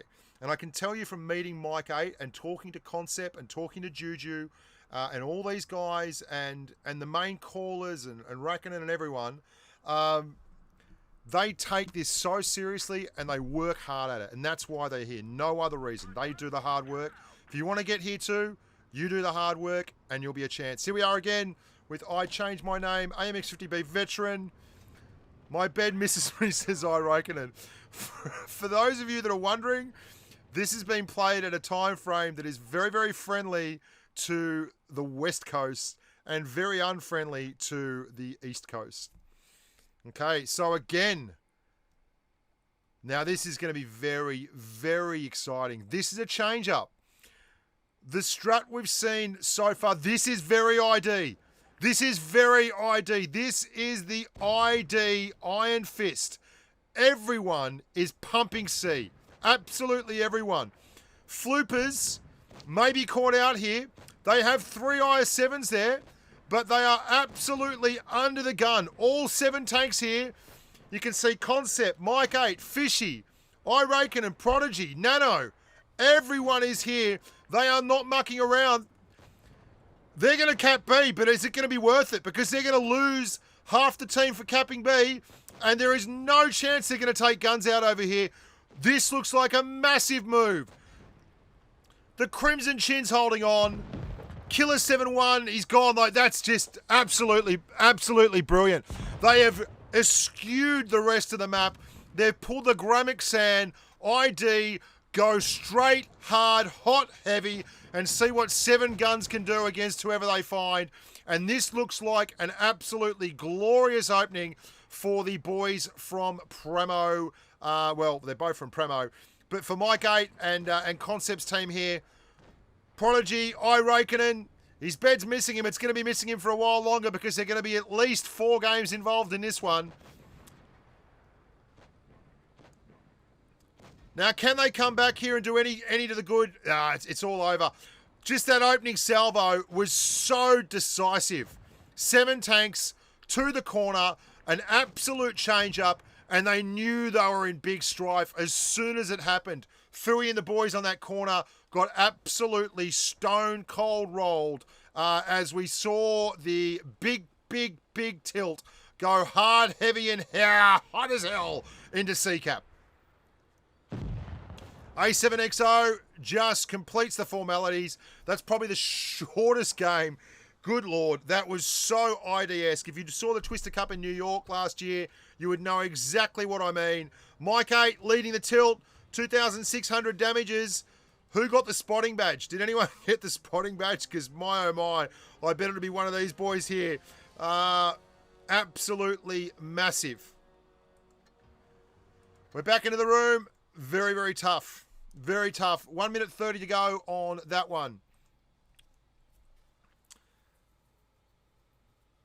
Yeah, I missed game 2 on the original Purple Vegas finals game. Sorry about that. I don't know what happened there, but there you go. We saw it. Oh, bugger. Fui's offline. No, he's back. We don't want to lose this one on a technicality.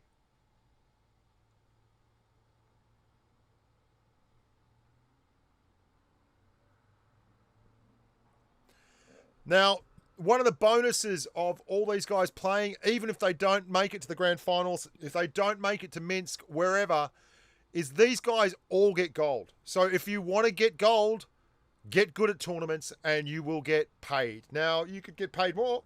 I'm not saying that you won't get paid more, but it'd be very nice if they upped the gold. That's all. That's all I'm saying.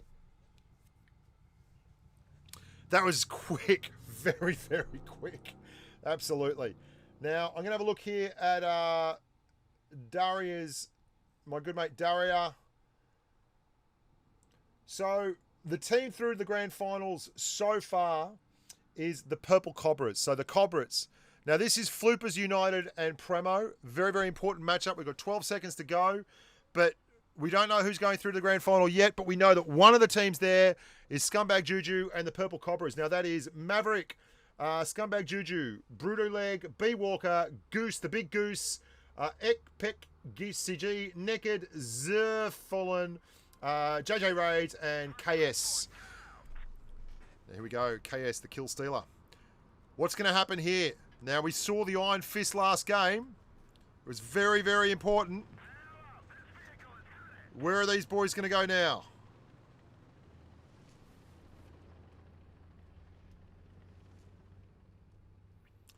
We're going to zoom in there. We can see, oh, God, go around the world for sixpence. They're pushing across. Now, this is different. They've stopped up hard. Fishy from Primo. So these guys haven't changed at all. And this is the original strat we saw from the Cobras V. Oh, look at this. Straight up the top. So we've got 3 again. And 3 on 3 at the top. 2 in the middle. And 2 mouses down pushing the bottom here. They're trying to isolate Fui. There's the T110E4 of A7XO. Has he seen this? No, he's not coming around. Fui is side scraping off the edge there. There is an awful lot of burst damage right there for Samuel. Samuel is showing you why the mouse has so many bloody hit points. Because he needs them. Fui is about to go down. He's in big strife. Oh, Fui, hold on. Hold on. No, it's over for Fui. Bad luck, mate. Concept is out. We've lost Concept and Fui and Paradox in the big bout. That the tilt that's gone on up the top here at C-Cap has been a casualty, an early casualty. He's on 33 hit points. Prodigy's low as well. Oh, this is guns out, suns out. Paradox still alive in the STB1. You can see there lots of dead tanks. The Crimson Chin. Quiet, pushing hard on iRaikkonen. You can see the reload bar. iRaikkonen's down. So Mike 8 and the boys from Primo, the tournament team, are on 4. The boys from Primo in the red are on 4. Both very low. 212 hit points on Fishy and 33 on Paradox. And Quiet, just quietly, is not looking too healthy himself. Paradox still putting shots in. Going to go to a wide view here. Take it from the middle and look at this from the back door. Fishy from Primo, he's in the mouse though, so he's got plenty of armor. Quiet coming around the corner, no one spotted. Paradox, quite simply, cannot afford to be spotted here. Neither can Fishy in that mouse. We've got 4 minutes 30 left. The red guys have an awful lot of hit points, but they're all tied up in 2 full hit point tanks. We have 2 other tanks that are well under 1,000 hit points, whereas the guys in the blue have 2 tanks in excess of 1,000 and 2 quite low. They've got less now. Oh, that's a big move. Mike 8 spotted. Only 721 hit points left on Mike 8. He's right at the back there, looking at that blue cap. He'd love to cap blue. Mike can't afford to do it right now. He's spotted. He backs off. He's using the carcass of a vanquished foe. Oh, HE. Oh, big move there from Quiet. Quiet gets the kill. He's got 50 hit points left. Absolutely running it down to the wire. Paradox, he was spotted going around. Mike 8 must know he's coming. We're going to move down and cover this one. He's looking for Paradox and he's using the cover. Look at that. He's got the bush. Will he pull up? He has pulled up behind it. But he's going to be proximity spotted by Killer. Killer's going to push around. Mike's on a reload. Paradox is coming out looking for the shot. And he gets it. Woo! That is high quality tanking. And we're going to go very, very close here. Samuel. Samuel is low. Nano Light is pushing up behind to support. The T110E4. Quiet is low. Nano Light's on a full reload. He's got one in the clip. He's got to be aggressive. Oh, now it's going to happen. There's the E4 and it's over. Wow. That was excellent, excellent tanking. Just brilliant tanking. We saw how Mike 8 pushed up. He did the right thing. He used the cover of the soft cover of the bush to actually get a shot in, waiting for Paradox to move out. And that big killer gorilla, he came out in the IS-7, proximity spotted poor old Mike 8, who had no choice but to hit point trade. And on the reload, Paradox zotted right out and snotted him. So it's 1-1. Wowzers. Hell of a game we got going on here between Blitzkrieg and Floopers. Blitzkrieg actually holds a particular meaning. Blitzkrieg. Krieg was the name of the original clan that Concept and the boys were in. There was a bit of salt occurred. Someone dissolved the clan and they reformed as PRAMO. True story. At least I think it is. I could be wrong. I'm just a man doing his best over here. As I was chatting to Juju before, my good mate Scumbag Juju, it is very, very competitive between the two teams, but they are basically brother clans now, PURPL and PRAMO. They train together. Blitzkrieg is PRAMO's main team, and Cobra is PURPL's main team. So right now you're looking at Blitzkrieg, which is PRAMO's main team, featuring Concept and Mike 8, and the rest of the boys. Now, I met Mike 8 in New York at the Twister Cup, and he's definitely a thinking man's tanker. We walked down to the Intrepid. There was an event on the Intrepid, the aircraft carrier Intrepid, and we walked there. So we took the subway and then we walked rather than get an Uber and everything, because I was, just a new kid in town, feeling the romance of a hot New York night. Plus, Mike's from New York, so it was really helpful to have someone that knew the subway system. And on the walk, I got to know a little bit more about him. Really interesting bloke. Wears his heart in his sleeves, gets very, very angry about certain things in game, but he's thinks and thinks and thinks about stuff all the time in terms of tanking, and we are in.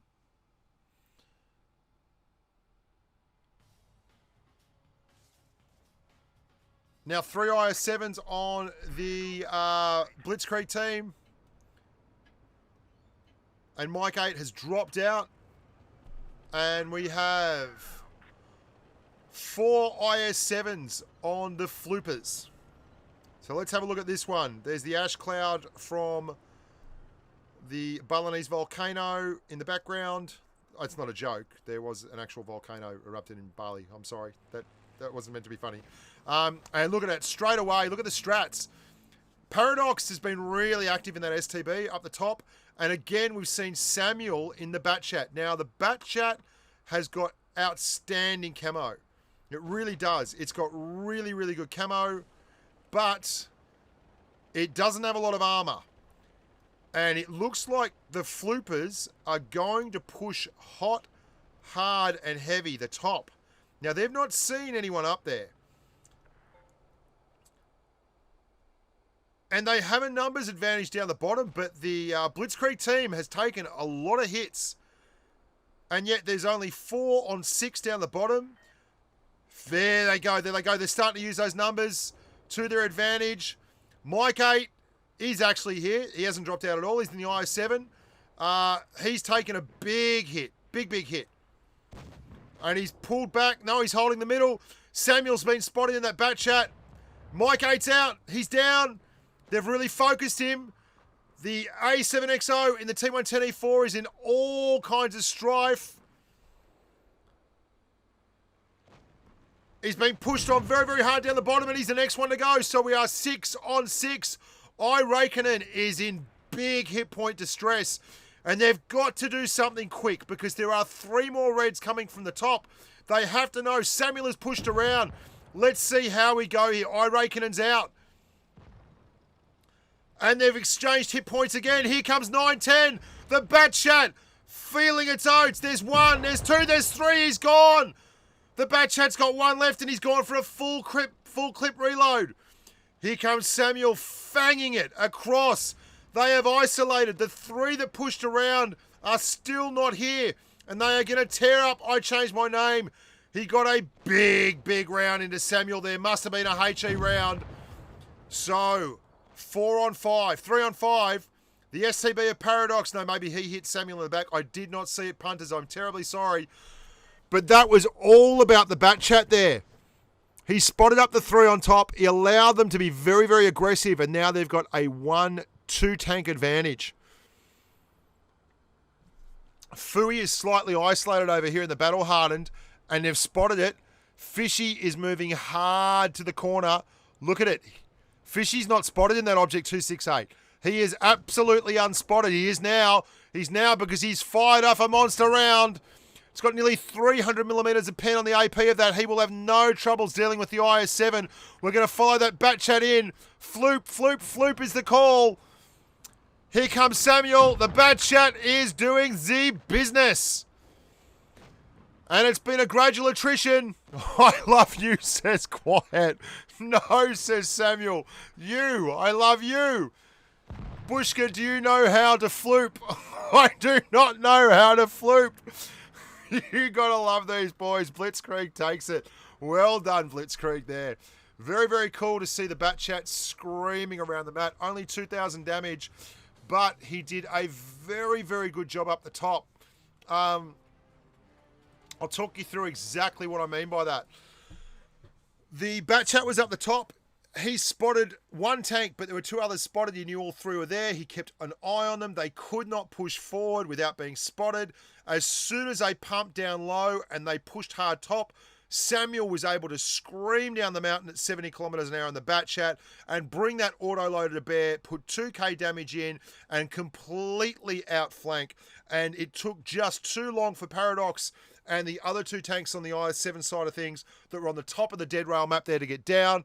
Very, very cool map. Very, very cool strat. Even though it was 6 on 4 down the bottom, they still managed to take out Mike 8 because they had shots from the top of the flank as well. But the price they paid for taking there and putting those hit points into Mike 8 was the inability to be present when the big push and the pincer movement came from the boys from Blitzkrieg. Really enjoyed that match. That was really thoughtful tanking from everyone involved. Going to have a quick 40-second break while I think about my life choices.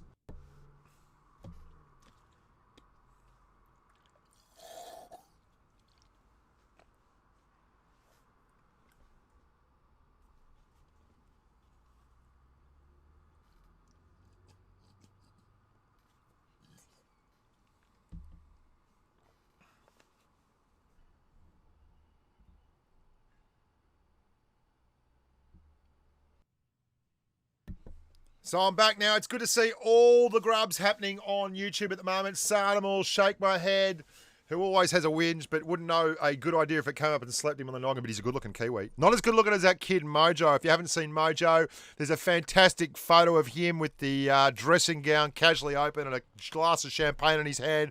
He went around Europe touring on it, picked up plenty of advice from the kids. Now, here we go again.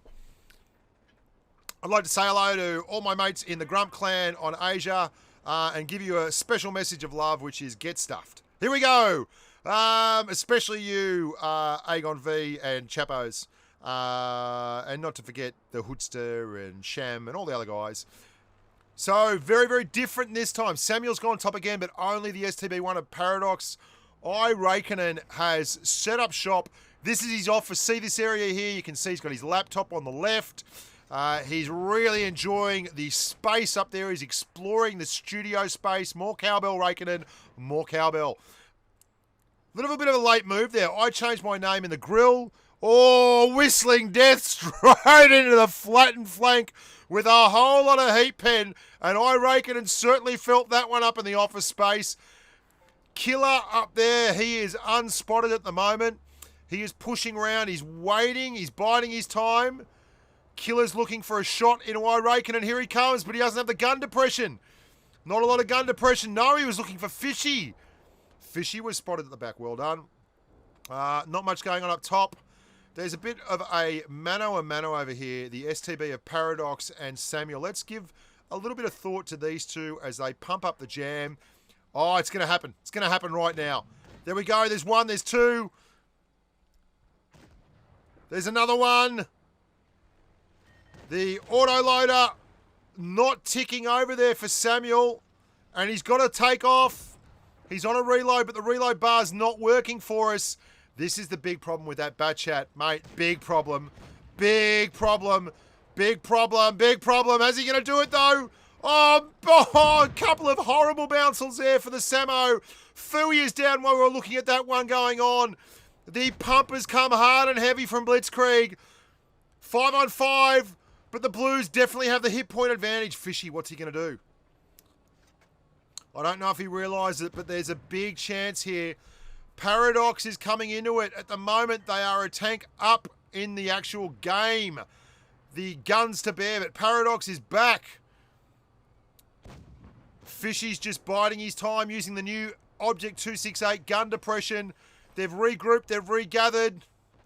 Here he comes. It's not good enough. They're very low on hit points now. They need to take out a tank down here. The reload bars aren't working for me. I don't know why, but they're not. We've had another one to the good. Blitzkrieg are up by a tank. They're up by 2 tanks. But there are some very, very low hit point kids out here. Raikkonen has pushed across.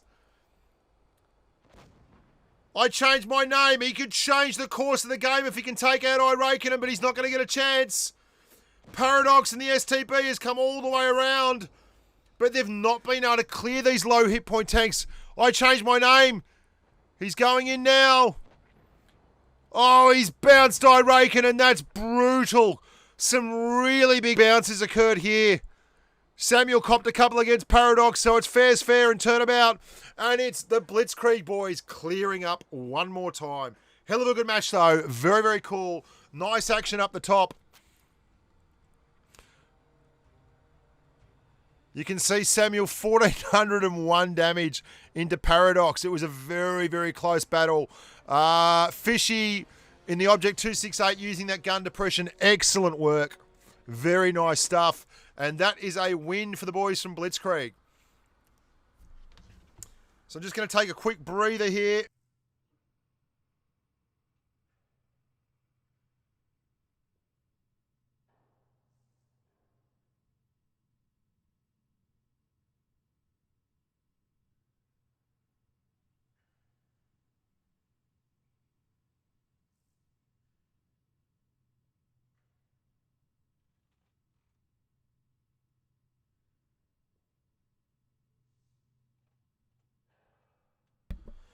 Now, it's interesting to see the strats of these teams. They obviously train together a lot, and you can see that a lot in the chat. There is no malignant chat going on, no maligning, no consternation. They might be upset with the way they're performing, but they're not blaming each other. And that's because they're pretty pro about this. They train hard. They spend a lot of time looking at the maps, at the most effective way of using the tanks. The tank decisions are long and thought out. There's a lot of Discord banter and giggle going on, and it's just a really good spirit. And one of the things that means is that when you see these strats in action, they've scrimmaged against each other before, so they are very, very much prepared. So this creates a very different outlook on tanking. It's not the same as coming up against C4 or Legion or ID or someone like that, where they've got their strats that they've not revealed to the world. This is like coming up against your brother in the backyard one-on-one. You know all his moves. You know he's going to do them, and he's going to do them anyway, and it's just comes down to those individual matchups, the last second tanking to really bring it back home. And I'm going to have a look now at the replays for you and talk you through exactly what's going on. Now let's just cool that live chat there if we can. There we go. All right. Let's go to the live chat Twister replay feature. I'm going to start this off right up the top because this is where things really got interesting. You can see here that we have the STB of Paradox and the Bat Chat of Samuel. Now, they're both doing the business. The big difference here is the Bat Chat. The Bat Chat is a 3-shot autoloader. That means he has 3 rounds to do his damage.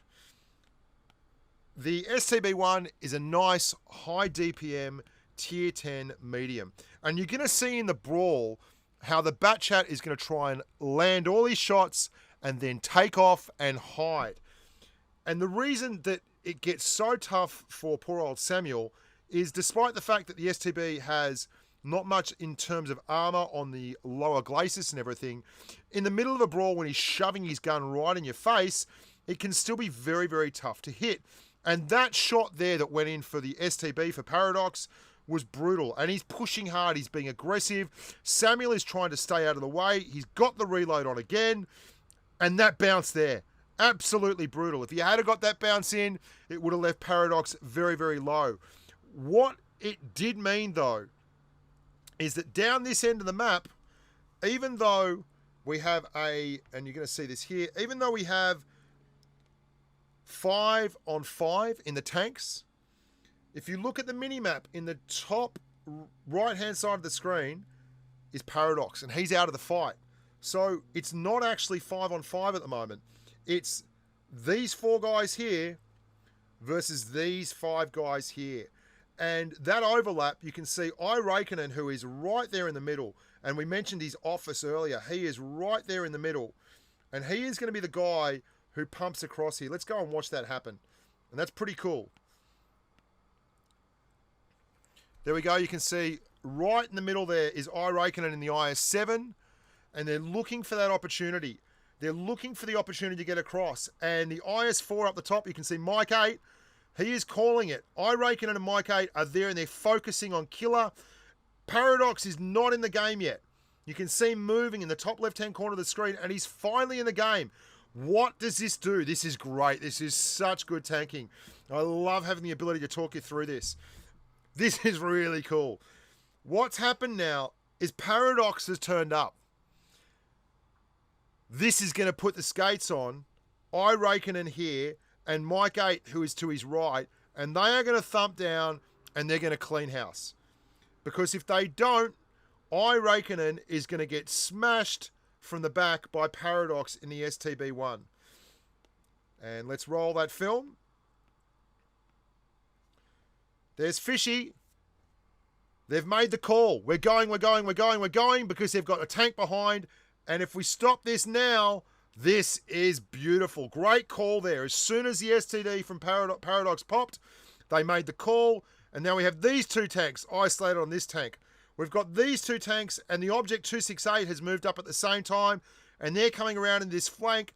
And Paradox again has been left out in the cold. And it's now 5 tanks again on 4 tanks.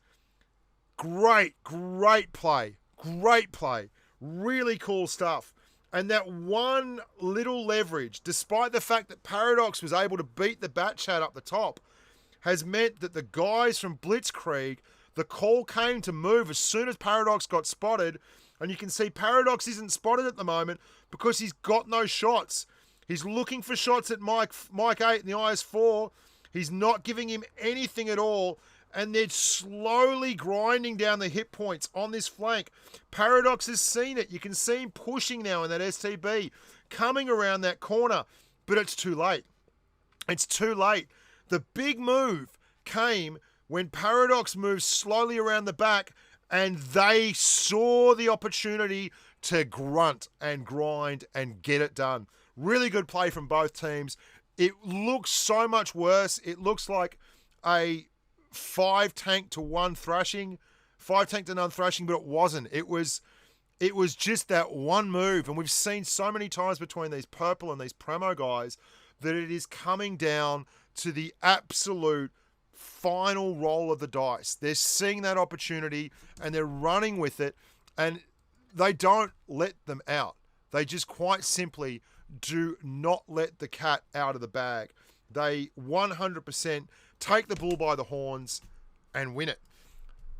I think they're going to be very tough to beat at the Twister Cup because it's not just about being good. It's about working well as a team. And you saw how well they called that map.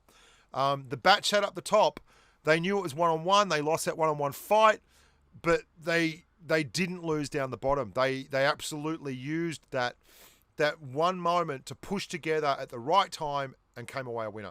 Now I'm going to take a quick 5-minute break. No, maybe not even 5 minutes.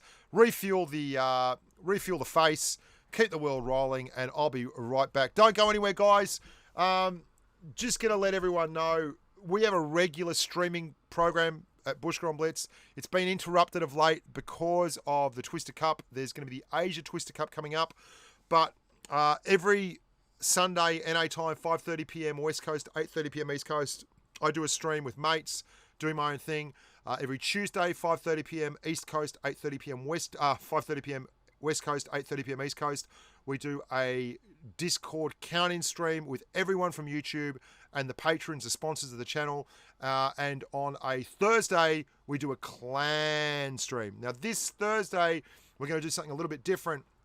I think we're going to have a chat with the guys from PRAMO and PURPL about the Twister Cup, about tournaments and all that kind of thing. I can't confirm that, but hopefully we do that. Anyway, I'll be right back. Until next time, stay here because I'm not going anywhere.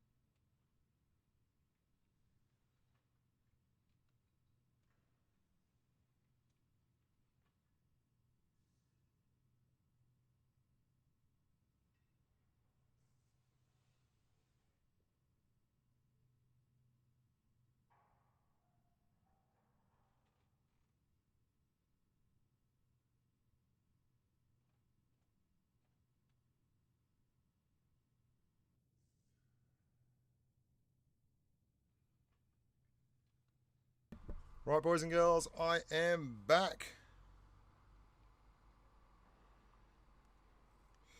Hope you didn't miss me too much. Let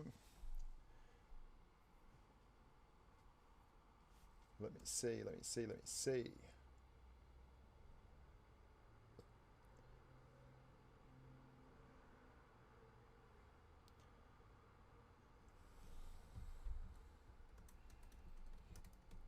Just checking out how much time we've got left.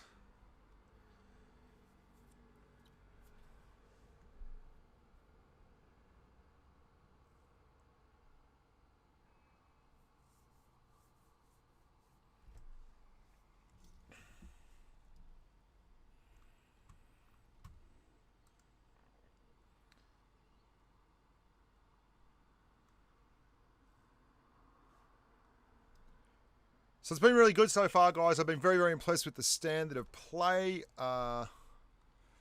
It's all been fantastic. Lots and lots of good humans doing good human things. I've enjoyed it tremendously. Just got another drink of water up here. I'm struggling through on waters today. I don't really drink anything else. I'd have coffees, but I'd probably expire. At the moment, I've got $10 in the air conditioning fund, courtesy of JC Ware. For those of you who don't know, you can look back earlier in the stream. I've basically built an office. I've got a desk up here. It's lovely, I think it's an oak panel or something like that, or an ash panel, and it's like 10 foot long, 4 foot return. It's bloody brilliant. Can't get enough of it. And I've got the computers and everything stuffed on it. The only issue is that I am in the roof line. I'm basically in the roof, and it's a little bit hot and sweaty up here. So I will be starting a tip jar for air conditioning. I'm absolutely legit about this. If I'm going to keep calling up here, my God, in summertime, we're not even in the summertime yet. This is only like 25 degrees today. It's going to be nasty.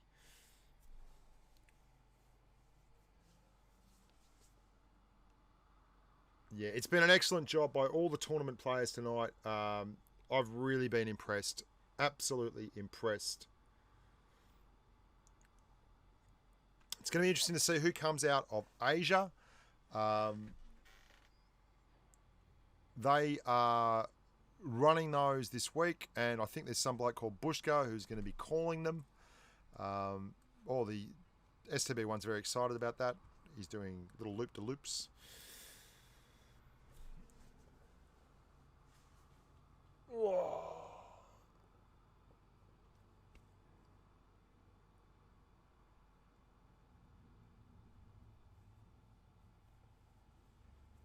Now, we know that Russia has C4 coming. We know that Legion is coming. Oh, hang on 1 second.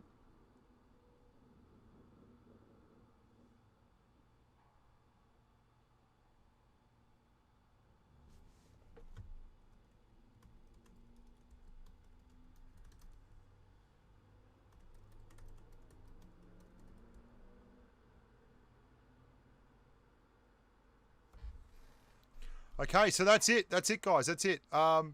Sorry about that. I didn't realise that was the last match. Tomorrow will be the grand finals. So what we basically have at the present is it's going to be PURPL versus PRAMO in the final. It's going to be the Blitzkrieg team versus the Cobras. So basically, Juju's going to be the caller for the Cobras. And for PRAMO, we're going to have Mike 8 Concept and the boys, and I reckon, and that going hard, hot, and heavy at it. I really enjoyed that. Hope you guys enjoyed it. PURPL v PRAMO. I feel like I've just done 1,000 laps underwater. I really appreciate all the support. Sorry for keeping you around for an extra 5 minutes or so. But I'm going to go take a little bit of a break and maybe have a shower. I think that could be the order of the day.